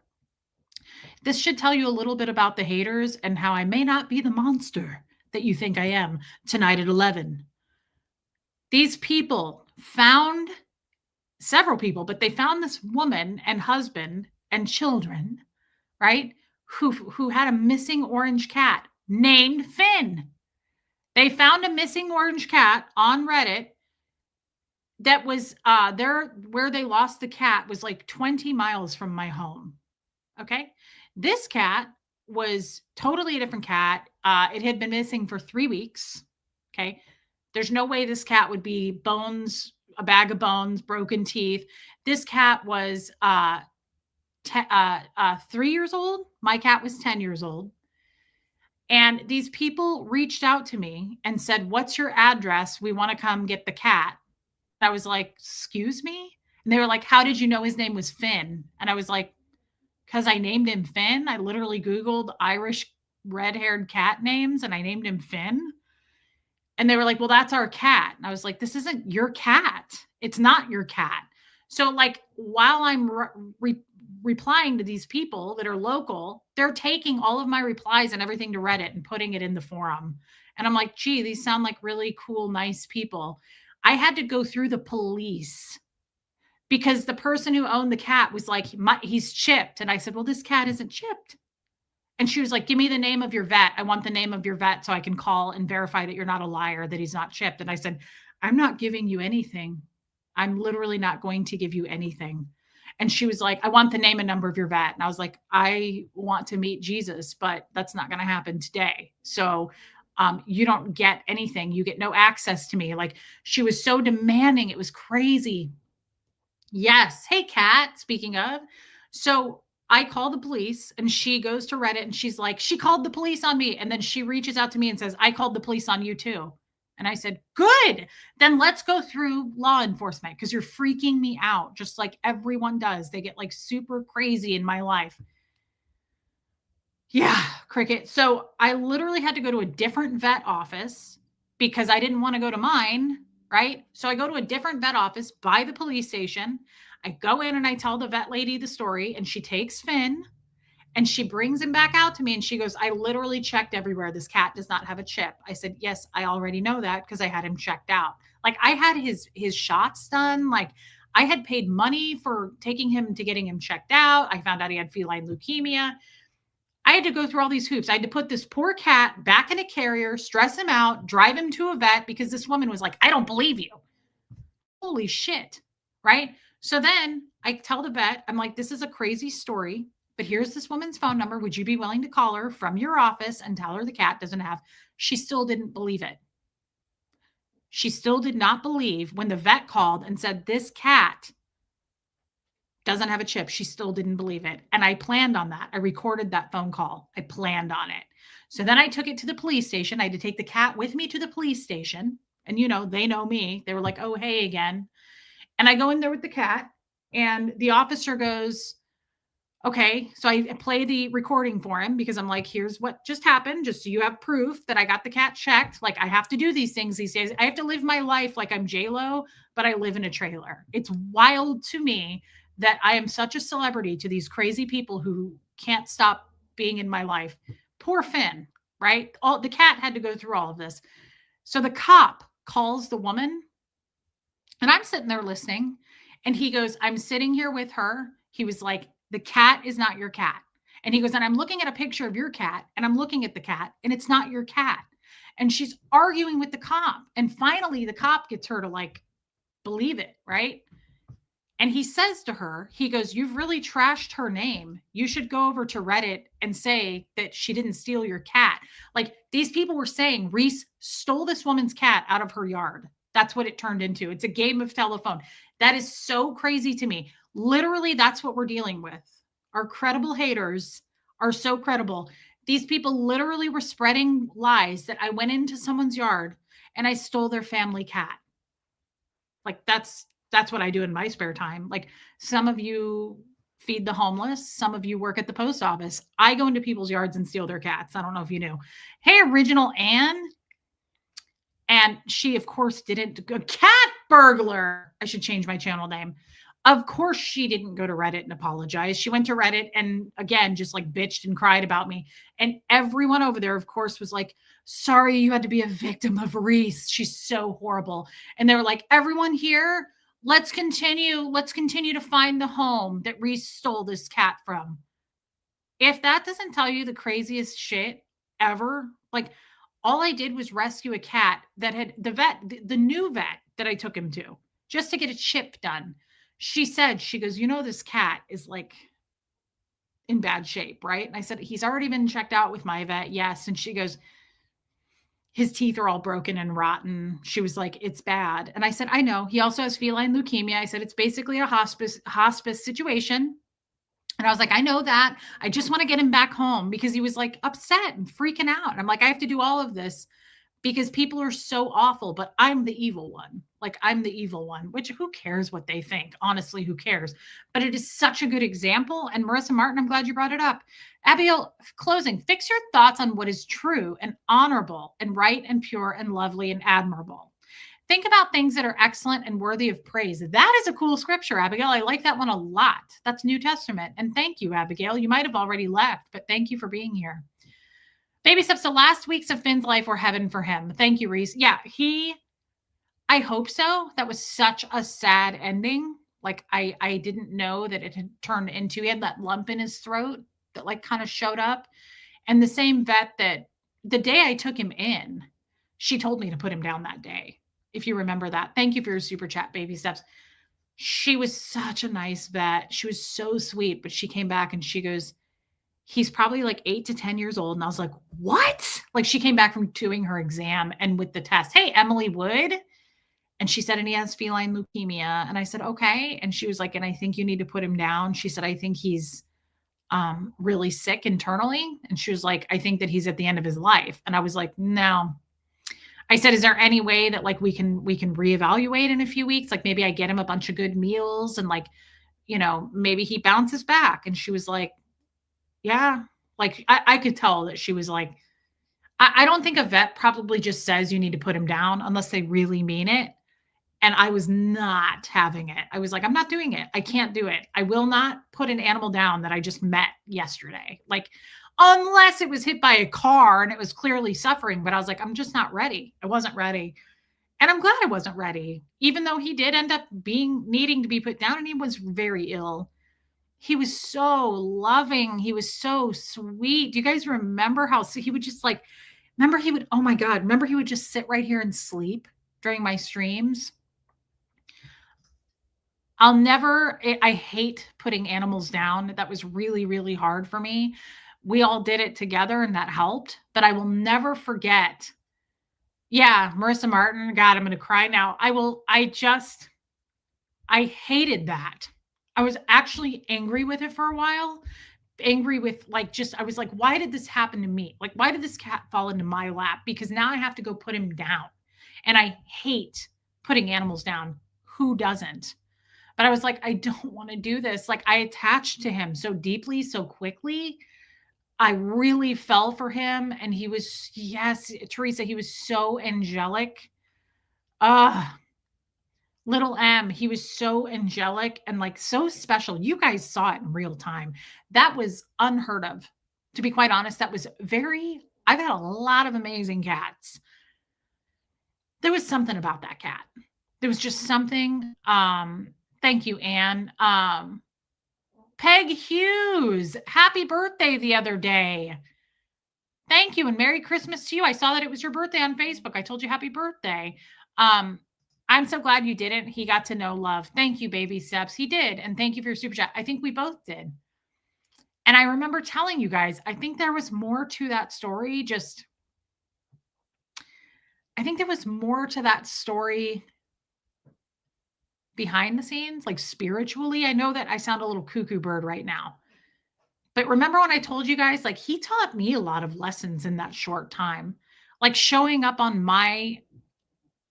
not my porch, my mom's porch, but just the whole way it went down. And then I told you guys that I felt, yeah, everybody fell in love with Finn. And I also told you how I just very much felt like I was Finn at one point, right? Like I felt like at one point you guys took me in, like I was on, yeah, Peg, I'm really, really happy to see you, babe. I think about you a lot and the gift that you sent me last year. Um, just like taking a chance on me. He came to you when he needed it the most. A few weeks with Finn were a blessing to all of us and him. When I saw the thumbnail, I thought there's no way she got another cat. As soon as we met him, I thought we have to keep him. It was no accident. Oh, Heather. I forgot about that part. That was the craziest ending to the Finn story. That was the craziest ending. So I mean it when I say spiritually. Yes, I forgot about it. I wasn't even thinking about that. The day he died, I was bawling. I was on my knees and it's just so hard. I hate putting an animal down. I can't even tell you guys with Linda over here, like I can't even think about that. But I was on my knees because my face was at the height of the table he was on. He was wrapped in a towel. And so I was on my knees so that I could like talk to him and I was just petting him and kissing him. And I was at that point, bawling. Yes, Diana H. I was bawling. She left me alone with him, so I was in there by myself. And the way he just peacefully just like closed his eyes. And I was talking to Fred, and I just said, Fred, please, like, please. I said, you loved animals so much. I said, please, please, please help him. Like, make sure that he makes it. I kept saying that. I was like, make sure that he makes it. Make sure that he gets there. Like, he might be afraid. I said, make sure that when he arrives that you're there. Oh my God, it was so sad. It was so sad. I was angry that I took that cat in a lot of ways because I was like, I don't want to go through this. I'm not ready to go through this right now. It is for me to put an animal down, it is such a crack in my existence. It takes me a while to get over that. And so I was bawling. And I was like, please, Fred, please. And I went to sleep that night, and Fred popped into my sleep. I haven't seen him since, by the way. Sometimes Fred pops in, and he popped into my sleep, and I saw his head. I didn't see his body. I just saw like Fred's face. And it was so quick. And he said, he made it.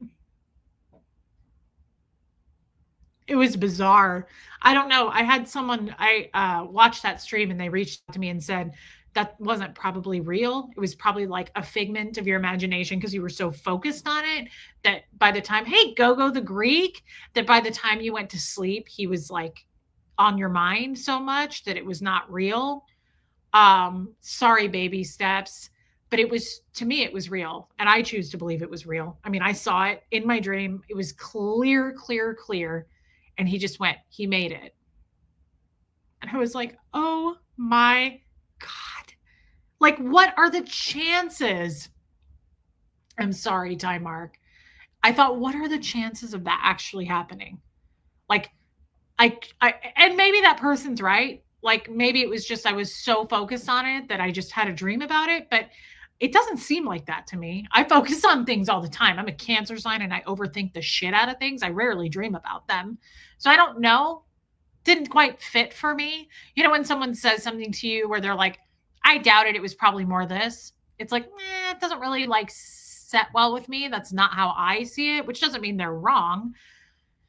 Yeah, original Anne, no doubt. Fred usually pops into a dream for me like 2 to 3 times a year. Yeah, I remember he did it once very strongly. He was in his tuxedo, and I heard his raspy, loud voice, and he went, hi, sweetheart. And that was it. And so to me, also, that's even more meaningful because it feels very, I agree, Ty Mark. It feels very intentional. It's not like Fred was like riding by on a dolphin and there was a camel over here and like crazy shit that doesn't make sense, right? It was Fred popped into a dream for me once in his tux, which is what he was buried in. He didn't wear a tuxedo bow tie, but he just had on like a black suit jacket with his black pants. And he went, hi, sweetheart. And he was just so happy to see me. And I was like, and that was it. And he was gone. So I do believe, yeah, Heather, I do choose to believe, like, again, the Finn thing was incredibly real. Yeah, Lacey, it was so intentional. The Finn thing was so real. He just looked at me in this dream. I didn't see his body. I just saw his face, and he just went, he made it. And I was like, oh my God. I woke up bawling about that. I was like, no way. Like, I believe that happened too, because I was crying so hard at that vet's office, praying. I was begging to Fred. And I was like, please just be there when he gets there. Like, explain it, like, show him, tell him. It was amazing. Oh my God, Florence. Hey, Katie Smith, you did make it. You can tell when it is real. My son visited me 2 days after he passed in a dream. That makes me so sad. Florence, I'm sorry that you lost your son. That's rough, babe. That's really, really rough. I can't imagine something like that. I absolutely believe it was Fred, especially because you were starting to find God around that same time. Yeah, honey Lou. Fred visits more than you know. Oh, Lacey, I don't have any doubt about that. I don't have any doubt. Hey, reflections. I don't have any doubt about that too, because he said he would. Like he said, I'll wait for you. He said, I'll still be around. Like things like that. I have no doubt. I don't think anybody ever really leaves. I don't know what happens when you die, but he was such a powerful presence. I don't think Fred's ever far away from me. I really don't. I think that we cared about each other so much in real life. Why would death change that? Because to me, death is probably just a whole new world. If you think about it, it's probably just a different dimension of life, I'm guessing. I'm not really sure. I like to believe that there is a heaven, and if that's the case, that's just a whole new way of living, right? Rain, I'm so sorry to hear that. Jetty, did you know that you were small? Jetty, Jetty, real quick though, just really quick. We know you're sleeping, but really sad. Speaking of death, I can't think about it. We don't ever want to think about you not being here. And also, I'm kind of embarrassed to show your face on screen today because you need your bangs trimmed really bad, Jetty. And we said we were going to do it today and we didn't do it. You said that you would do it, you agreed to it, and then you didn't make the time. When we put down our cat Jake last year, when we got home, I went out to take a walk. During the walk, I saw the most vivid rainbow. I took a photo, texted it to my mom, and said, Jake is okay. That's beautiful. Oh, Cricket, I'm sorry that you lost him. Marissa Martin got it right. Robin, those are the footy paws. Marissa Martin said, oh my me, did you know that every morning when we get up and go outside to potty, did you know that the Lord looks at you and goes, oh my me, oh my me, I can't believe it. That's the most beautiful creation. I didn't even mean for it to be that gorgeous, and it just is the most beautiful creation. Oh my me. And then the Lord looks at his son, and his son says, oh my dad, oh my dad. That's the best one I've seen. Can I ask for good vibes, healing thoughts, and prayers? A lot of medical tests today, waiting for results. Of course, just if you don't mind, keep us updated, but you don't have to either. And definitely good vibes and prayers for you, Diana H. We love you. I'm nervous about my mammogram results. I'm like, what if it's not good? I'm scared. About a year and a half ago, I had to say goodbye to my first fur baby. Toward the end, he couldn't walk. Before he passed, we went to the beach. The night he passed, I dreamt he was running at the beach. Oh my God, Ty Mark. It's so hard, Ty Mark. I'm so sorry. I know, Original Ann, it's a lot. It's a lot to take in, Original Ann. Guys, I say this every time. It never gets easier. And then I start thinking, I'm like, why do we keep them? Why do we keep getting animals? Because I can't live without them. Animals are my favorite thing. I know, Rain. I'm thinking about you. I remember this. We lost our cat Leah to cancer during our August Zoom call. Still thankful for you all. I remember that. I remember that. This is such a cool community. Hey, DNV. I wanted to, is Honey Lou still in here? I wanted to talk. Oh my lordy. Go ahead, put the footy paw up there. You want to do it. You're thinking about doing it. Put up your footy paw and just wave it. Oh my God. It's a lot. It's a lot. It's too much, honestly. Well, I was thinking about it a lot today. If your mammogram was bad, you should have heard by now. Oh, really? Would they have called Baby Steps? I figured they would mail me a letter saying your mammogram was bad. Okay, Honey Lou. Thank you for your super chat. That's makes me feel better about it. Pets don't fear death, they accept it. For all humans who have pets, show them love. And please, for the love of God, don't put them outside in the cold weather. I understand. I'm so sorry, Eric. I'm sorry for everybody who's lost a pet. I don't ever want to think about it with you, and I hate it that you're 12. But you're probably going to live like another 20 years, right? If you don't, we're going to have you stuffed. Oh, you would get a call. Okay. Well, my mammogram was last Wednesday, Baby Steps. So would they have called by now? It's Monday. Okay, I did not know that. Speaking of Honey Lou, and speaking of what we've been in the spirit of doing this um, time before Christmas, I was contacted 2 days after my mammogram and then 2 days after my other tests, okay? I got a call. It turned out to be normal, but yes, they called because they found cysts. Okay. I'm sorry that happened to you guys. I guess I would have gotten a call by now. I don't know. It just is very frightening. It's a very scary thought. Guys, so we've been doing the charity thing and okay, baby steps, thank you. Honey Lou reached out to me and I have been researching this charity. Who has heard of this? It's called Short Creek Dream Center. First, I want to ask if anyone's ever heard of this.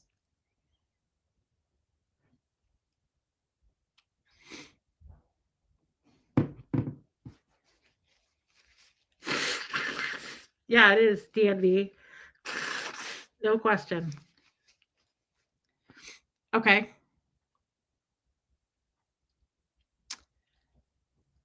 That is a huge deal, Katie Smith, and congratulations to you, my friend. Hey, GeoPlanet Jane. Yes. Okay, so Cricket. So a few of you know, a few of you don't. I'm going to read you a little bit about it. This is what Honey Lou sent me this. And then, of course, I went and researched it. I'm going to set you over here because I'm starting to get a little warm from all your body heat because you were born next to the Lord. Oh, my God. Oh, it gets weird really fast. Oh, wow. I'm really obsessed with you. I don't know if you knew this. Yeah, I'm super obsessed and it gets weird quickly. Please look into, yes, baby steps. That's so nice. Okay, yeah, Erica, please look into Happy Doggo. Let me write it down because we're going to be doing a charity every month.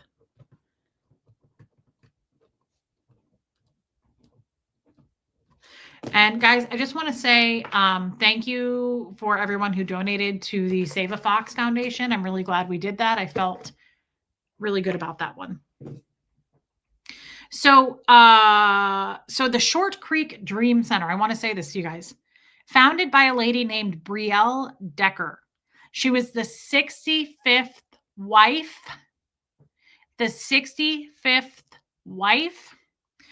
out of over 90 of Warren Jeff's polygamy cult leader of the FLDS. Okay. So she was one of Warren Jeff's wives. He's currently serving life in prison. We know that. The women of this high control cult must wear long prairie dresses, wear their hair only in approved styles, and must always be obedient. No one is allowed on the internet, TV, radio, or even able to sit and dine in a restaurant. What's the name of it? It is called the Short Creek Dream Center.org. Brielle was 18 when she spiritually married Warren Jeffs. She seemed to have a bit of a rebel streak and never really liked him, just something she was forced into. A few years later into her marriage, she decided to escape. There were even hits on her for her life, and she managed to escape to a lady who ended up adopting her as an adult after some time from hiding and running.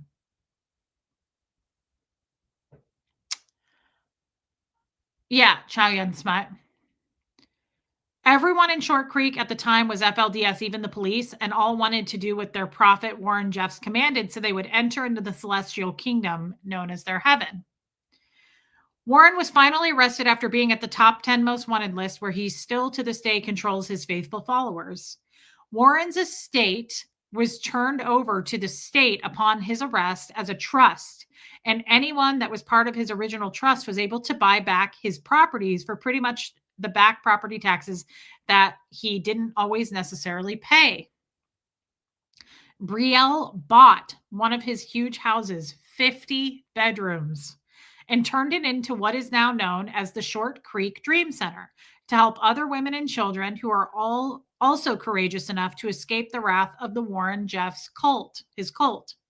Her story is very inspirational that women can do anything and give a big F you middle finger to their abusers. So I thought that was really, really, obviously, yeah. Thank you, Rip Curl Readiness, and welcome in. Um, please look into Be the Match for financial support. Donate blood for the match for bone marrow transplant. My son had a 7-year transplant. He would not hear me. What is that? What it's called? Hey, Verba Boss. Yeah, that's creepy, Verba Boss. Is it called The Match? Please look into Be the Match. I'm going to write Be the Match because that makes more sense to me. Got it. Hey, Adele. Where's Mimi tonight? Miss her. So yeah, don't feel any obligation to contribute if it's not for you. Of course. Yeah, of course, course. There's so much money out there for former polygamists. I think others need your money more. I mean, I don't know about that. Kestrel, that just feels like an opinion. I don't know if that's true. I don't know if that's a fact. And even if there is a lot of money for it, the channel growing up in polygamy is a huge supporter of the center. Okay, Verbo Boss. I don't know that I don't want to support a charity that gets a lot of help. To me, that doesn't mean don't support them. I mean, I'm totally with you, Kestrel, on supporting other smaller. I mean, I'm kind of like the local little guy anyway. Now, we did give to St. Jude's the other day. I'm sure they get a lot of help and attention as well. I'm all about charities that are just out there helping. I don't know that I agree with there's such a thing as like they get too much help or they get a lot of help. Shouldn't they? Shouldn't places get a lot of help and attention? Like who need it? Like people who are leaving cults. There's an entire foundation. That's how this woman bought a 50-bedroom home. But why is that a bad thing? The only reason I question this kind of thing, Kestrel, I've learned my lesson on this because I'm hated for just living my life. I'm hated if I go left. I'm hated if I go right. I'm hated for every choice under the sun that I make, right? I'm hated for being a mother and the kind of mother that I am. I'm especially hated because of Tommy. I'm hated because Tommy is a gun runner on the run, according to people. Like, not everything just because we feel a certain way makes it true. And I'm all about helping, even if they have a lot of help already. Like, I don't know. I don't know entirely what you're trying to say though, Kestrel. So I'm not telling you you're wrong. I'm just saying they need therapy, housing, and need a lot of schooling. They are not Mormons. Maybe she meant the expose for smaller nonprofits would be better. They don't get as much exposure. Right. I'm sure she did mean that. But what I'm saying is I'll do big and small, time arc, and I'm intending to do a charity per month for the rest of time, not just next year. I'm planning to do a charity per month, whether it be a big guy, a little guy, any of those things. Yeah, Bethany, I agree with that, Geoplanet Jane. There aren't that many polygamists. I prefer to help larger populations. I love FLDS and have donated and volunteered for them. I just think they've gotten a lot of money already. Okay. I mean, that's an opinion and that's totally fair. Like most people have about me. That's what I'm saying. Like I think that it's a valid point and you are totally entitled. Your opinion is valid. I just don't like to blindly believe anyone anymore for what they say. I literally question effing everything these days just because I'm like, so many people out there are like, Reese is a documented scammer and child abuser. Like, can you imagine if you just believed that? Just blindly believed that? Like, that's insane. Anyone can say anything. I love you, Susan P. Before I give to charity, I research how much the CEO gets paid and what % of their donations is used on the charitable cause. Sam Ashby, that's why I won't give to the Humane Society of the United States. Oh my God, Cheyenne Smite, you're funny. You're not telling us to help or not. You're just mentioning it and it's touched you and you can donate to whoever you want. Yeah, Armine, absolutely. You don't need to like every charity, Margie Barr says. And here's the thing, guys, I'm choosing to do this and I'm donating. You can come with me. You don't have to do it. I just really, really like, I'm gonna be working with a lot of charities in 2026. What's the word? I have to blow my nose again. Partnering. I've got some stuff in the media that I'm doing behind the scenes, and I'm partnering with a lot of charities, and I'm a big, big believer in charities now. Like big. Hold on.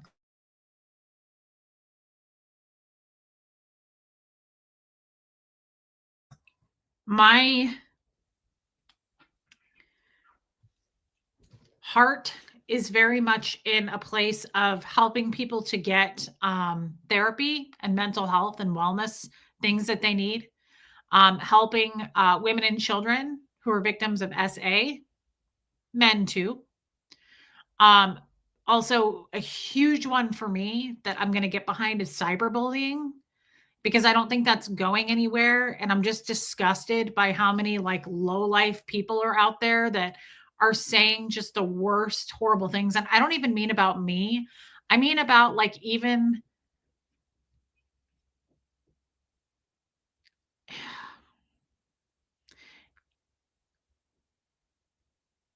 I'm not going to go into this right now because I don't want to go into this right now. It's a real fucking thing. And Kestrel, no one's offended by you. It's You're just voicing your opinion, Kestrel. It's no problem.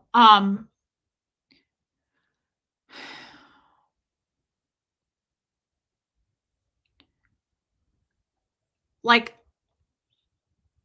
there are literally people out there who say, and I'm just going to talk about me because I don't want to start up a fire of like controversy in other areas. There are literally people out there, and they think it's okay to say this. Like they believe that I truly am a monster. And so it's okay to like stomp on me like I'm not a human being.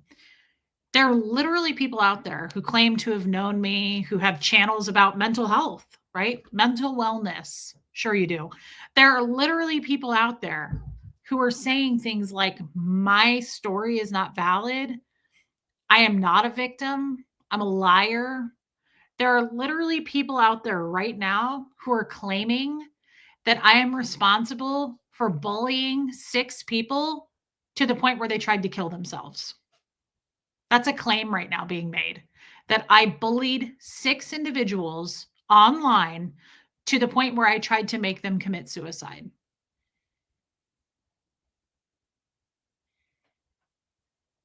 That is fucked up and way past what's okay. And these people have channels. These people have fucking channels. They've come after us here before. So, that instead of me getting angry and reacting about it here, I'm doing stuff behind the scenes about it. I'm doing things that are going to be more helpful and productive and put my money where my mouth is as far as getting behind charities to help people go speaking in schools about cyberbullying. None of that's true, but there are separate individuals right now. Karma does swing back. It absolutely does. Saying that I am such an evil, awful person that I have used my platform here where you all watch to stomp people out so bad that I bullied them so hardcore that they tried to off themselves. That's beyond. That's just beyond, right? Like that's not even like I'm going to sit here and go that's defamation. I don't even give a shit about defamation at that point. Like that's so bad to say that about me. Like that's past. Like you think you're a good person? That makes you a good person to say something like that. So once I started thinking about that, I really started to think about that.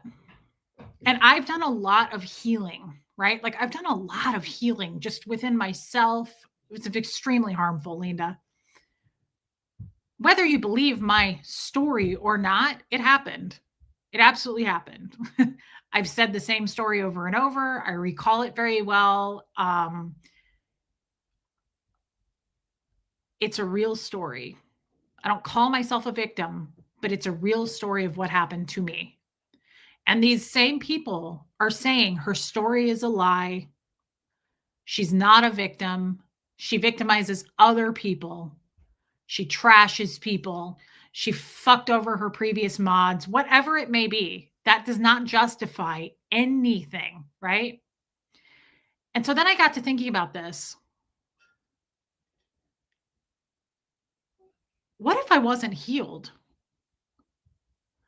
What if I was a 19-year-old? Just, that all happened and went down when I was 16 with my dad, with Dan O'Connor, right? My boyfriend at the time. You didn't at all, honey Lou. I'm very inspired by it. What if I had not been healed? Okay. What if I was a 19-year-old girl, which is an adult, but what if I was a 19-year-old? And I did that to myself. What if I killed myself over that? Do you think that that's their intention? Because I do. Do you think that these people possibly are just unhealed tiny children going, you can't be here. Let's bully her off the internet. Let's all group together and say the worst possible reputation killing things, illegal things, lies, the worst things we can make up. Let's plant those seeds and turn her into the biggest monster of all time and bully her off the internet or off of this planet. What if I did that? You know what would happen? Those same people who have mental health channels, right? Or whatever they have, healing channels.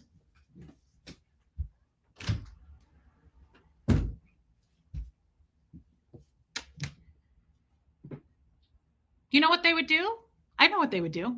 They'd go, yay, she's dead. Now Huxley doesn't have a mother badgering him anymore. She was so awful. Yay. They wouldn't give a fuck. They'd double down. Words have an impact for sure, Sophia. Thank God I don't have those kinds of thoughts. I don't want to do anything to myself. I only want to better myself. You're not bullying me to fucking do anything. I don't have to work with anybody. I don't have a boss. I'm not doing anything illegal. And I'm here to stay. And whoever wants to leave can leave. But I'm not leaving. But I really got to thinking about that. This is what they do. This is what bullies behind fake little names and no face to the name, right? This is what they do. They claim all of this stuff to be true, and that is so fucked up. What if that was Huxley? What if that was one of Huxley's friends? You cannot, or you should not, I mean, call it karma, call it whatever you want to call it. That shit will swing back around to, yes, Angel K, they're doing it right now. There are people literally out there, you know who some of them are. And they are saying, I bullied 6 people to try, 6 fucking people attempted suicide because of me and what I did to their reputation on the internet. That's a serious claim. I would never believe that crap about you. Let them put the proof out publicly. If you're as bad as all that, you have to have a trail somewhere. I've been asking for that over and over repeatedly. Put this shit out. You make these claims that I'm a documented scammer. Well, you can't then say, where's the documentation? Reddit. Where's the documentation? Facebook, whatever it is. Like, where is this documentation? Who are these 6 people? Time mark a lot of people. Pat Jonas, I hope it went well. It is a sad way to live. But here's the thing. Right now they're watching, and you know what they're doing? They're going, yay, we're getting to her. Yay, she's talking about us. No. That's not what's happening here. We're going to talk about this a lot as the new year progresses, because I'm going to partner up cyberbullying and mental wellness, animals, child and adult SA. All of those things are going to be a big part of what I do going forward. When I say I'm really into helping people, I'm really into helping people. That is where my passion lies. I'm going to be doing some speaking events. I'm not going to share where yet. I'm not going to say when. But I'm going to be doing some keynote speaker events And hey, Aileen, and this is my passion. This is what I want to do. YouTube is a storm in a teacup. They make it seem like it's a big deal, but here's the thing. Someone saying Reese caused 6 people to want to kill themselves, that's here on YouTube. Nobody in the real world is going to know anything about that. No one knows who I am. They can bully me here on YouTube. I'm not going to remain on YouTube. I'm going on to other platforms. So they're going to have to follow us everywhere we go, and they're going to look like absolute nutty birds. And I hope they do. I hope they do. Happy birthday, Aileen. That's an amazing accomplishment. Congratulations. I can't wait to turn 65, quite honestly. I hope my hair is gray. I can't wait to get gray hair. I really can't. I think gray hair is so pretty on women. No, Original Ann, I will not be sharing any details about that. There's so much going on behind the scenes that no one knows about. I'm really excited about it. But a good friend of mine said, you started on YouTube, you will not end on YouTube. YouTube is tiny. It's a little tiny echo chamber of trolls who like to just say whatever they want to say, again, with no accountability because their names are Plant Leaf 2640C43, right? And they think they can get away with this bullshit. And it's so ugly. And I don't think they fully are all there. I don't think they're burdened by deep thought because I'm looking at all the names right now. Pat Jonas, Kay Thompson, Original Ann, fucking Rain Virus, Armine, Teresa's a big one, Alana. Can you imagine any of these women reading that about me and going, that must be true. Oh my God. Did you hear this woman bullied 6 people? No fucking way. No way would that happen because they're free thinkers and they don't believe everything they read, especially on YouTube, right? So we're bigger than that. And I'm not even going to sit here and cry and talk about it because it's not the only reason it's worth talking about. Thank you, Honey Lou. The only reason this is really important and worth talking about. Well, Angie Mo, don't get too mad about it. These are tiny, tiny little insignificant people. If you have to sleep better at night, I want to see the ER records, Margie Barr. That's true. You know what? Is that a fact? Do we know if that's true? Just for my own thinking, do you have to have, if you do attempt to unalive yourself, do you go to the ER? I imagine, I guess that you would. I never believe anything I hear secondhand. Yeah.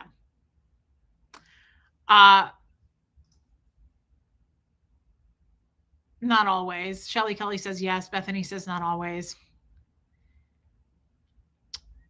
Kay Thompson, thank you for becoming a member, babe. I don't normally respond to comments, but I pushed back on the C2C comment stream because it was exactly what you're talking about now. Teresa, here's the thing. I'm so happy for these developments for you going forward. It's exciting and what you should be doing. Thank you, baby steps. Yeah. Hey, Riley's human. Thank you for your super chat again, baby steps. I read the vile trash they were spouting. I have no words. I just know you and your followers in the chat have always made me feel welcome. For that I'm eternally grateful. Thank you, Sam. I don't worry about it because I know real free thinking people don't buy that shit. And to be honest, to be totally honest, I think they overdid it so much that now it's red flaggish. If you had really just kind of like not planned such an op of like, let's go and just attack, it's very Scientology. It's extremely the definition of, it is the full-on definition of fair game, like to a T. What these idiots are doing is I never say like OSA. Like whether they are OSA or they're not OSA, I think a majority of them are OSA big time. It's quite obvious. Yeah, Marissa Martin. I mean, there's a lot of like, she's not a victim. Her stories are lies. And then there were people who came in and apparently said things like, now some of them I went and looked at, but there are people who said things like, I was a victim of race and I don't do drama, but, and then they left like 14 paragraphs of why they're a victim and why I'm a monster and they didn't do anything wrong, right? You don't go to the loudest screamer on the fish market because he's putting a show instead of letting the quality to speak. That's a good point. But here's the thing, guys, something that is a huge red flag for me.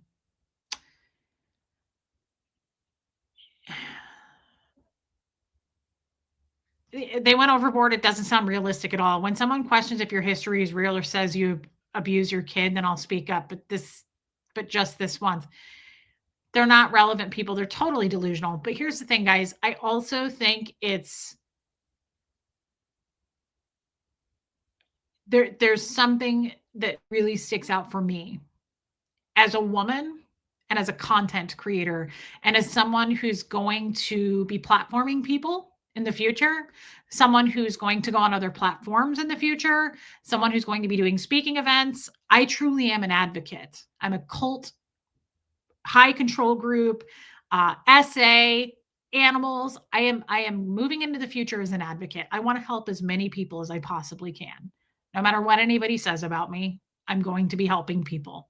So, Dan, welcome back.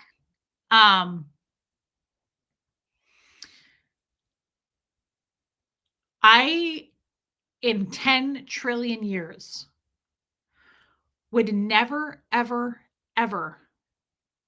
This is what sticks out for me, and this is why this is a problem for me. This is not a dig, but I would never, ever, ever have a man, woman, or child to speak on my channel. Tell them that this is a safe space to tell your story of survival. Love you, Viggy Cat. You know, come on in, come on over. It's safe. We're proud of you. You're brave. Come over and do this. But when it's over, I'm literally going to cut you and throw you in with the fucking great whites. I don't think it's cool to allow a person to speak their truth and then let people tear them apart. It seems a little bit wrong for me. Is it true what they say about you? If not, why give attention to what you were saying you did to others? Clearly it's a lie. Time Mark, are you asking me or are you talking to trolls? I don't understand what you mean by that. Clarify that, please. I would protect people if I asked them to come out and tell their truth in a safe space. That's the only thing. And I will be doing that when I platform people, and I will make sure that in the future that it is an actual safe space. Let me put the cap on this to do that. If that makes sense to you. I do not want to allow someone to come on to my channel, kid, and talk about their childhood SA and just their most vulnerable, hurtful things, and then allow them to get eaten alive. It just doesn't, to me, that's not how I will run things. That's not my channel, though. It's not my platform, and I have no choice in the matter when other people do it, right? But I don't feel comfortable doing that. To allow people to re-victimize someone just because they hate them, or just because they want to make up lies about them, or just because it's an OSA op where they get 500 fake accounts, right, to say whatever they could possibly want to say. I mean, there's a place where trolls can go use their voices. I think that's usually Reddit, right? Like I think it's like the cesspool is Reddit, is where people go to hang out like that. But in a professional setting going forward, I'm not going to allow that. I will protect myself from now on going forward. That's all. Like, I just want to make sure that I'm protected. If I have a guest on, that they are protected. Like, I really am an advocate for women sharing their stories. And I want to make sure that that's safe for them when they do it. I'm saying clearly what they're saying is all lies. If they're lying about you, then they're lying about what you did to others. Their words don't mean anything. It's just for the views. Totally. And it kicks up the algorithm. Right. Any hateful comments about you on someone else's channel should be deleted. Just my opinion. I mean, it's up to the creator. I'm glad you say so because it felt weird to me that the creator didn't delete the comments. I mean, I'm not you can't get mad at someone for how they run their channel, guys. Like that's not it's not my channel. I would never I don't allow hate. I say it all the time. Haters can be here. But if you're the first time you say anything in the comments that's hateful, you're gone and blocked. I do not allow hate. It's my living room and you're in it. You can't do that here. How other people run their living rooms is not my business. It's not up to me. I will not go on other channels that do allow people to come into a safe setting, but then get attacked. It just doesn't seem fair and it doesn't seem like something I'm interested in doing. Right. Um, yeah, see, I disagree with you, Teresa. And again, I'm not mad at them. It just felt a little weird. Yeah, Angie Mo for sure. I mean, guys, here's the thing. I'm glad I did it. I thought she was very gracious and very kind, and I'm glad that I got to speak with her. It was a temperature check. It's a temperature check for how do I want to go moving forward. YouTube is a storm in a teacup.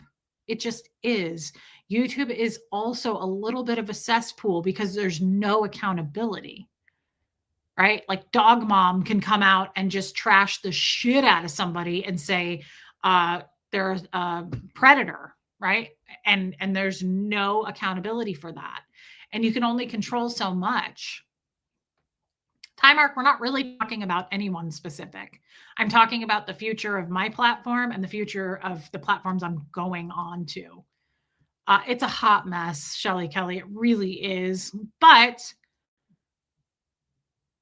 I'm grateful for the opportunity. Hey, Catherine Fairchild, welcome in. I just run my shit very differently over here. And I never ever will have anyone on as a guest. I'm never going to have somebody on as a guest and then allow them to be victimized. It doesn't seem right to me, whether their story is legit or not to you, right? Whether someone can come on and go, I was a victim of Reese and she tried to get 6 people to kill themselves. That's too fucking far. Thank you, Emily Wood. And I will just tell you guys, for those reasons, should I make a troll hangout channel and can we direct them to this channel and then forget them? Sure, Dan, whatever you want to do there. I will not, part 2 will not be released. Just so you guys know that. I have requested that. I was very thankful. Hey, Rachel, I was very thankful to be on that channel, but I am not comfortable with it. And I said some things on it. Honestly, part 2 is about the jesters. And I'm not ready to release a few things that I said. And so I'm backpedaling on that. And it's going to be spoken about in 2026. I'm just not ready for that. So it's not going to be out. Hey, Kathy Burkhart. Riley's human. I just answered your question.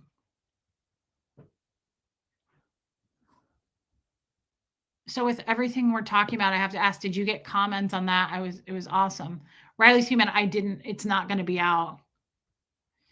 I don't agree with hate speech. What I think is tricky is for them to try and figure out what is fact versus what is opinion. It's a tough and subjective thing.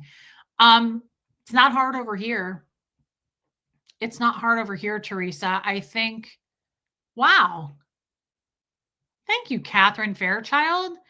Yeah, I'm just it's protecting my peace. It's my business, right? And there are certain things that I don't want coming out. There are certain things that I don't want said. And again, I'm very thankful for the opportunity. I think she's a very kind woman. I support and respect her.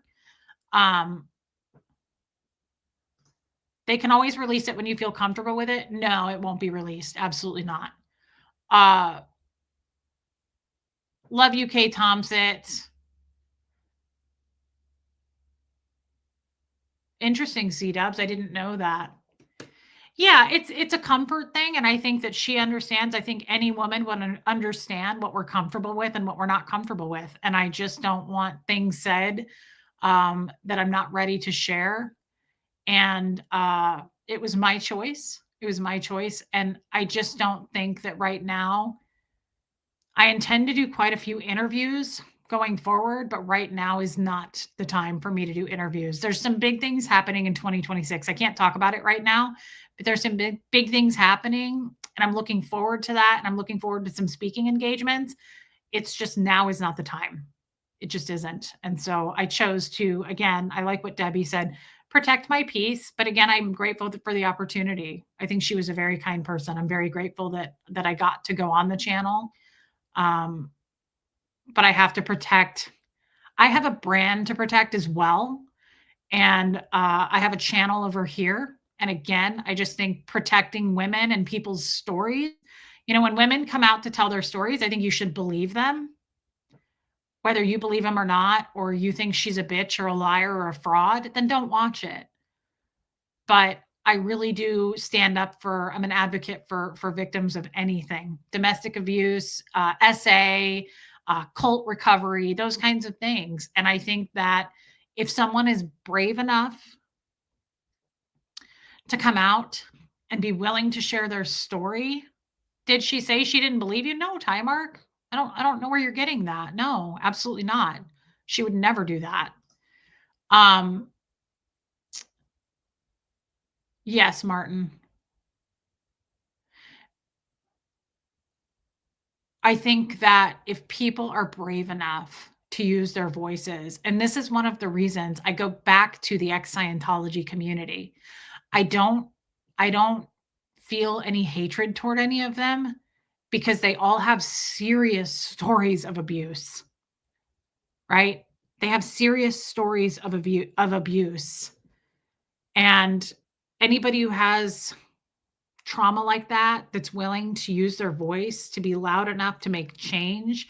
They may make messes along the way, like I did. They may make mistakes along the way. I do have a bad reputation. You think I'm not aware of that? I'm a cult leader, the long con, my ex mods. Like, I absolutely made little fires as I came out onto YouTube. Never once have I tried to say they're all lying. Everybody's a liar. Their stories are not true. No, I'm sure that there's a lot of truth to them. I don't go looking for that shit, but I hurt people. I did not value people coming out of Scientology. And I want to make that clear that I'm not sitting here saying I didn't bully people. I wasn't kind to people. It was disrespectful. I laughed at inappropriate things. I absolutely made a ton of mistakes. Does that mean that, like, I should be dead, though? Does that mean that my story is all lies? Does that mean Huxley should be taken away from me? No. And does that mean that you should, just because you hate me and you hated the long con and the internet's forever, or whatever it is, whatever your beef with me is that's still going on? Okay, Cricket, love you, babe. All those things are valid, but, like, at some point, I'm not going to make those mistakes again. I'll never do that again. And I'm thankful for the long con in a lot of ways, because Tommy and I, hey, Jen, wow. Tommy and I are stronger than ever from it. I learned so much from it. I'm actually thankful. I wish I hadn't hurt those people, but I had to learn through doing that how to treat people. And I'm sorry to those people the way I treated them. I really am. They don't believe it and they think I'm a fucking monster. We can't change people, right? People do act like they never messed up and then try to tear down someone they don't even know. That's so true. And those words are of an authentic, healing, powerful woman. Thank you, Debbie. I just have to protect myself and my son first and foremost. I have to. And that is why I often choose. I have been offered to go on other channels. I have gotten emails to go on other channels, and I always turn them down. Because honestly, I can protect everything over here. We can be in charge of everything over here. And yeah, Katie Smith, the ex-Scientologists have been through so much trauma. And you can see that. You can see it on their faces. You can see it in their stories. So just because I don't get along with, there's a lot of ex-Scientologists I don't talk to anymore. We know who they are. Does that mean that I think they're pieces of shit and their stories aren't valid? No. And I'll never feel that way. I will always hold space for them. Do you think because I don't like someone that I believe they're a liar and their story isn't real? Love you, Erica. They make mistakes too. But Jesus, guys, like they have so much unhealed trauma. It makes sense that you're going to bleed on people that didn't cut you with all that trauma, right?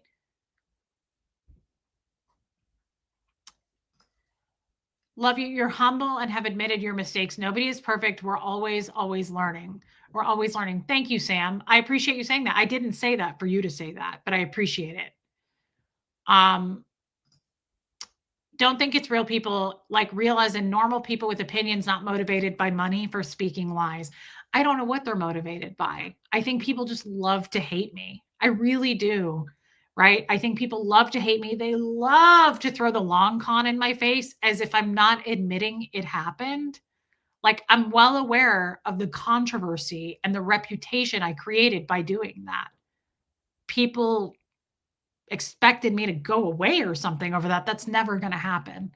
People make mistakes. Other people are also guilty of stirring up things and controversy, and they continue on, right? Like we're going forward.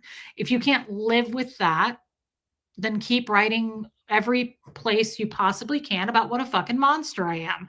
And I hope that honestly, these lies continue about those 6 people and things like that because it's absolutely nuts and it makes people look nuts. It makes you look totally fucking crazy to go type. I can't believe one of the people who typed it with her own name through her own channel that I'm guilty of causing 6 people to attempt suicide. Like, what a fucking idiot. I'm sorry, but that is the most idiotic thing I can think of. It's irresponsible as shit. It's so irresponsible. It's idiotic. There's no other words for that. Anne Marie, I watched you from the beginning and saw it all. You owned your mistakes, but I love how you deal with it. You also helped me so much. And I mean all of it, the good and the ugly. Wow. I don't see your name very often. Thank you for saying that. That is really a kind thing to say. I do not deny any of it. And I think that that's what they want me to do, or like pretend it didn't happen. I'll talk about this every fucking day if I have to. I learned from it. I'm glad it happened because I'd probably be making all kinds of fires still. I'm glad that I learned from that. I'll never do something like that again. I used every piece of Scientology training that I possibly had. That was the long con was absolutely fair gaming. I decimated Tommy. I destroyed Johnny, right? Like I knew exactly what I was doing because it's exactly how I was trained. I was being a Scientologist. This isn't the first time anyone's ever seen that. But I was absolutely following it to a T, what I knew to do. And I did a pretty good job at it. And then I decided this isn't who I am. I'm angry and I need to fucking look within. You cannot go around destroying people's lives. And that's what these people are now doing because they're mad at me for the long con. Like, you realize they're doing what they say I'm doing. Do you see that? They're guilty of what they're saying I did, trying to destroy me. They are now fair gaming me. Is that justified? Like, is that warranted? Is that okay? They're doing the exact same thing. Reese is guilty of bullying 6 people to where they tried to commit suicide. That's absolutely false. It's unfucking heard of, and it is hypocrisy at its finest. It's insane. But it's okay for them to do it. I can't talk about it. I can't defend myself. Or they go, ha ha, we're getting to her. Everybody keep doing it. Hopefully she'll kill herself. Are you fucking crazy? That's insane. And again, I don't know how I feel about karma, but something has to give there. You cannot run around doing that. Good luck. I mean, I don't know. I don't know what comes around, goes around kind of a thing, but it's just unbelievable. No one's going to believe that. Anybody that watches this channel is not going to believe that. And most people who think freely for themselves are not going to believe that. It's disappointing and it's really gross. It's beyond. Like, that's beyond a Scientologist right there. Like, that's some hardcore OSA shit to have that kind of a rumor start. That's some serious OSA talk. However, I won't be doing a lot of content on that specifically because I really am above that and I want to move away from it. But I still believe it's very important to touch on these topics because I think of people like Michaela Raines, people who are bullied because they couldn't handle it. What if I was 19 and these same people were coming out going, her story's not real. She's not a victim. She's a monster. Who the fuck are you? We will shine light on that. That's gross. You're pathetic pieces of shit. And if that's cyberbullying back, then I guess call me a cyberbullier, right? That's fucking gross. It's absolutely gross. You can't avoid karma. It can take a long time, but it will swing back. There's no in doing, it's all energy. And if you have to take a group of people to try to take down one person, that says all we need to know about you as well. If it takes a group of people to come after me, it makes me look good. It really does. Most people are going to go, who is this girl? It's free marketing because it makes you look insane. You overdid it. You overshot. Yeah, Lumen, I think that's why in the future I'm going to really, really hardcore hit on cyberbullying.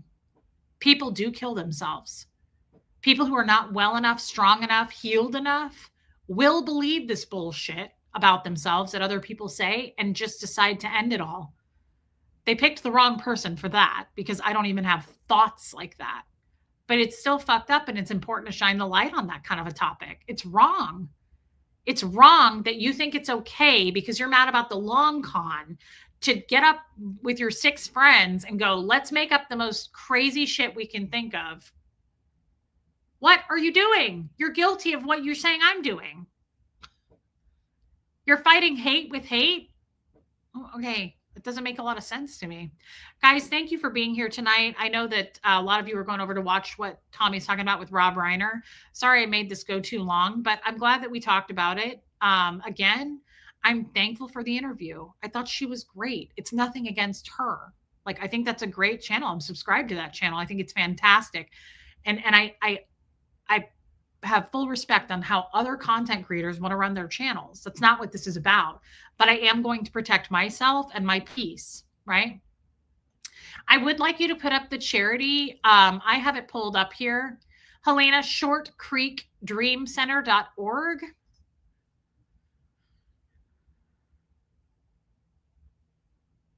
Oh, can I choose how much I want to give? Why is it choosing for me? Yikes. Not $15,000, $15. Okay. One time. Next. Enter your phone number. Continue. Oh, really? 455-397. 455-397. Wait. 397. Okay. Verify. Create an account. I don't want to do all this. Does this mean I'm going to get emails for the rest of my life?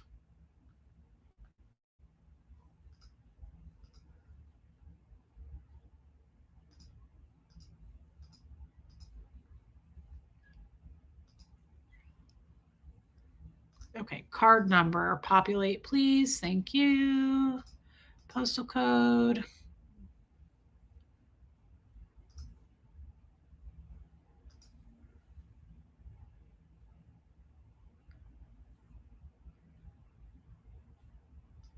Donate.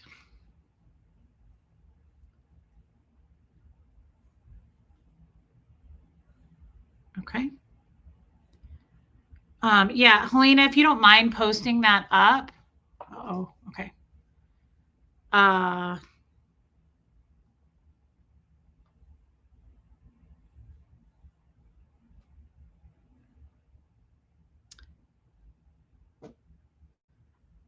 So I just donated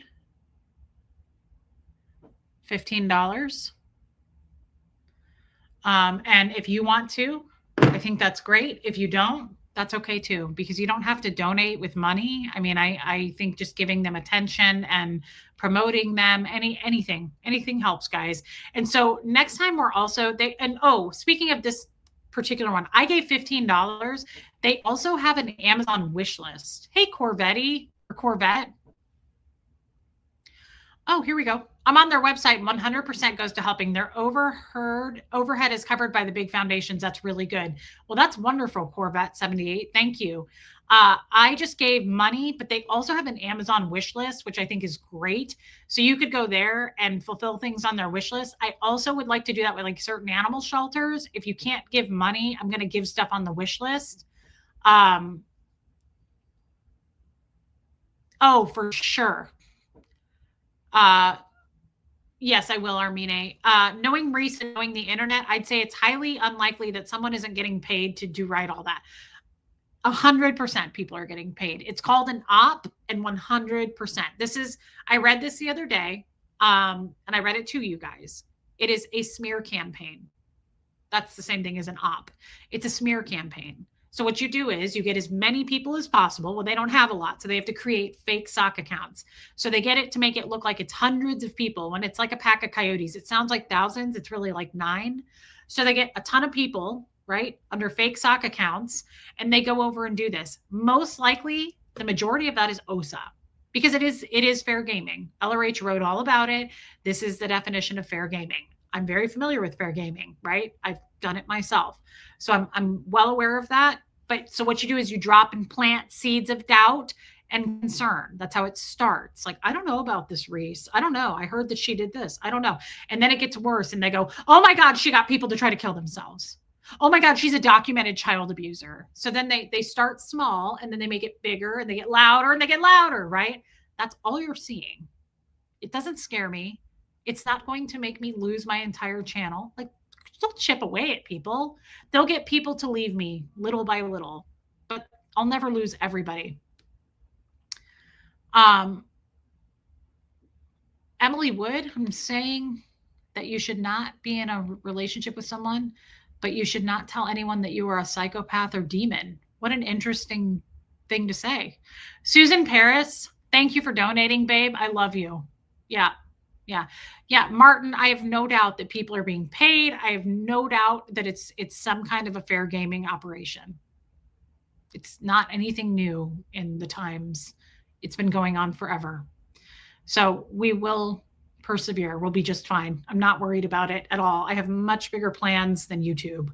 YouTube is small. It's a little platform that I started on, but I'm definitely going outside of YouTube. YouTube is a storm in a teacup. It is. It really, really is. There's no accountability here.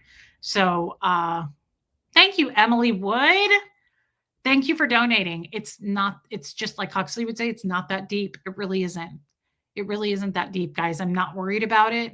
Not in the slightest. This was a good temperature check. That's always a good temperature check. And it's good to know, right? Whether it's good or bad, it's good to know. So I didn't do that. There is no such thing as those 6 people. And I'm not a documented child abuser or scammer. They're going to have to do better than that. Thank you, Katie did it. Please hit subscribe on your way out. I will be back tomorrow. Sorry this was so long. I love you guys. Thank you for donating and supporting the charities that we've been choosing so far. We'll have another one tomorrow. And I will see you tomorrow afternoon. I love you guys. Thank you for the super chats tonight. Thank you for supporting me and Huxley. Love you, Honey Lou. Thank you for this recommendation. Thank you for being members. I look very forward to the Zoom call this weekend, guys. Whoever's coming to it, I really look forward to it. Mods, I love you guys. I really love you guys. Thank you for being here. It's a machine. Martin is so right there. It's a machine. If a machine hated me, I wouldn't really care. It's like someone programmed AI to write stuff. It's a lot of it are bots. Love you, Original Anne. I love you guys, and I will see you tomorrow. Here comes Fred, everybody.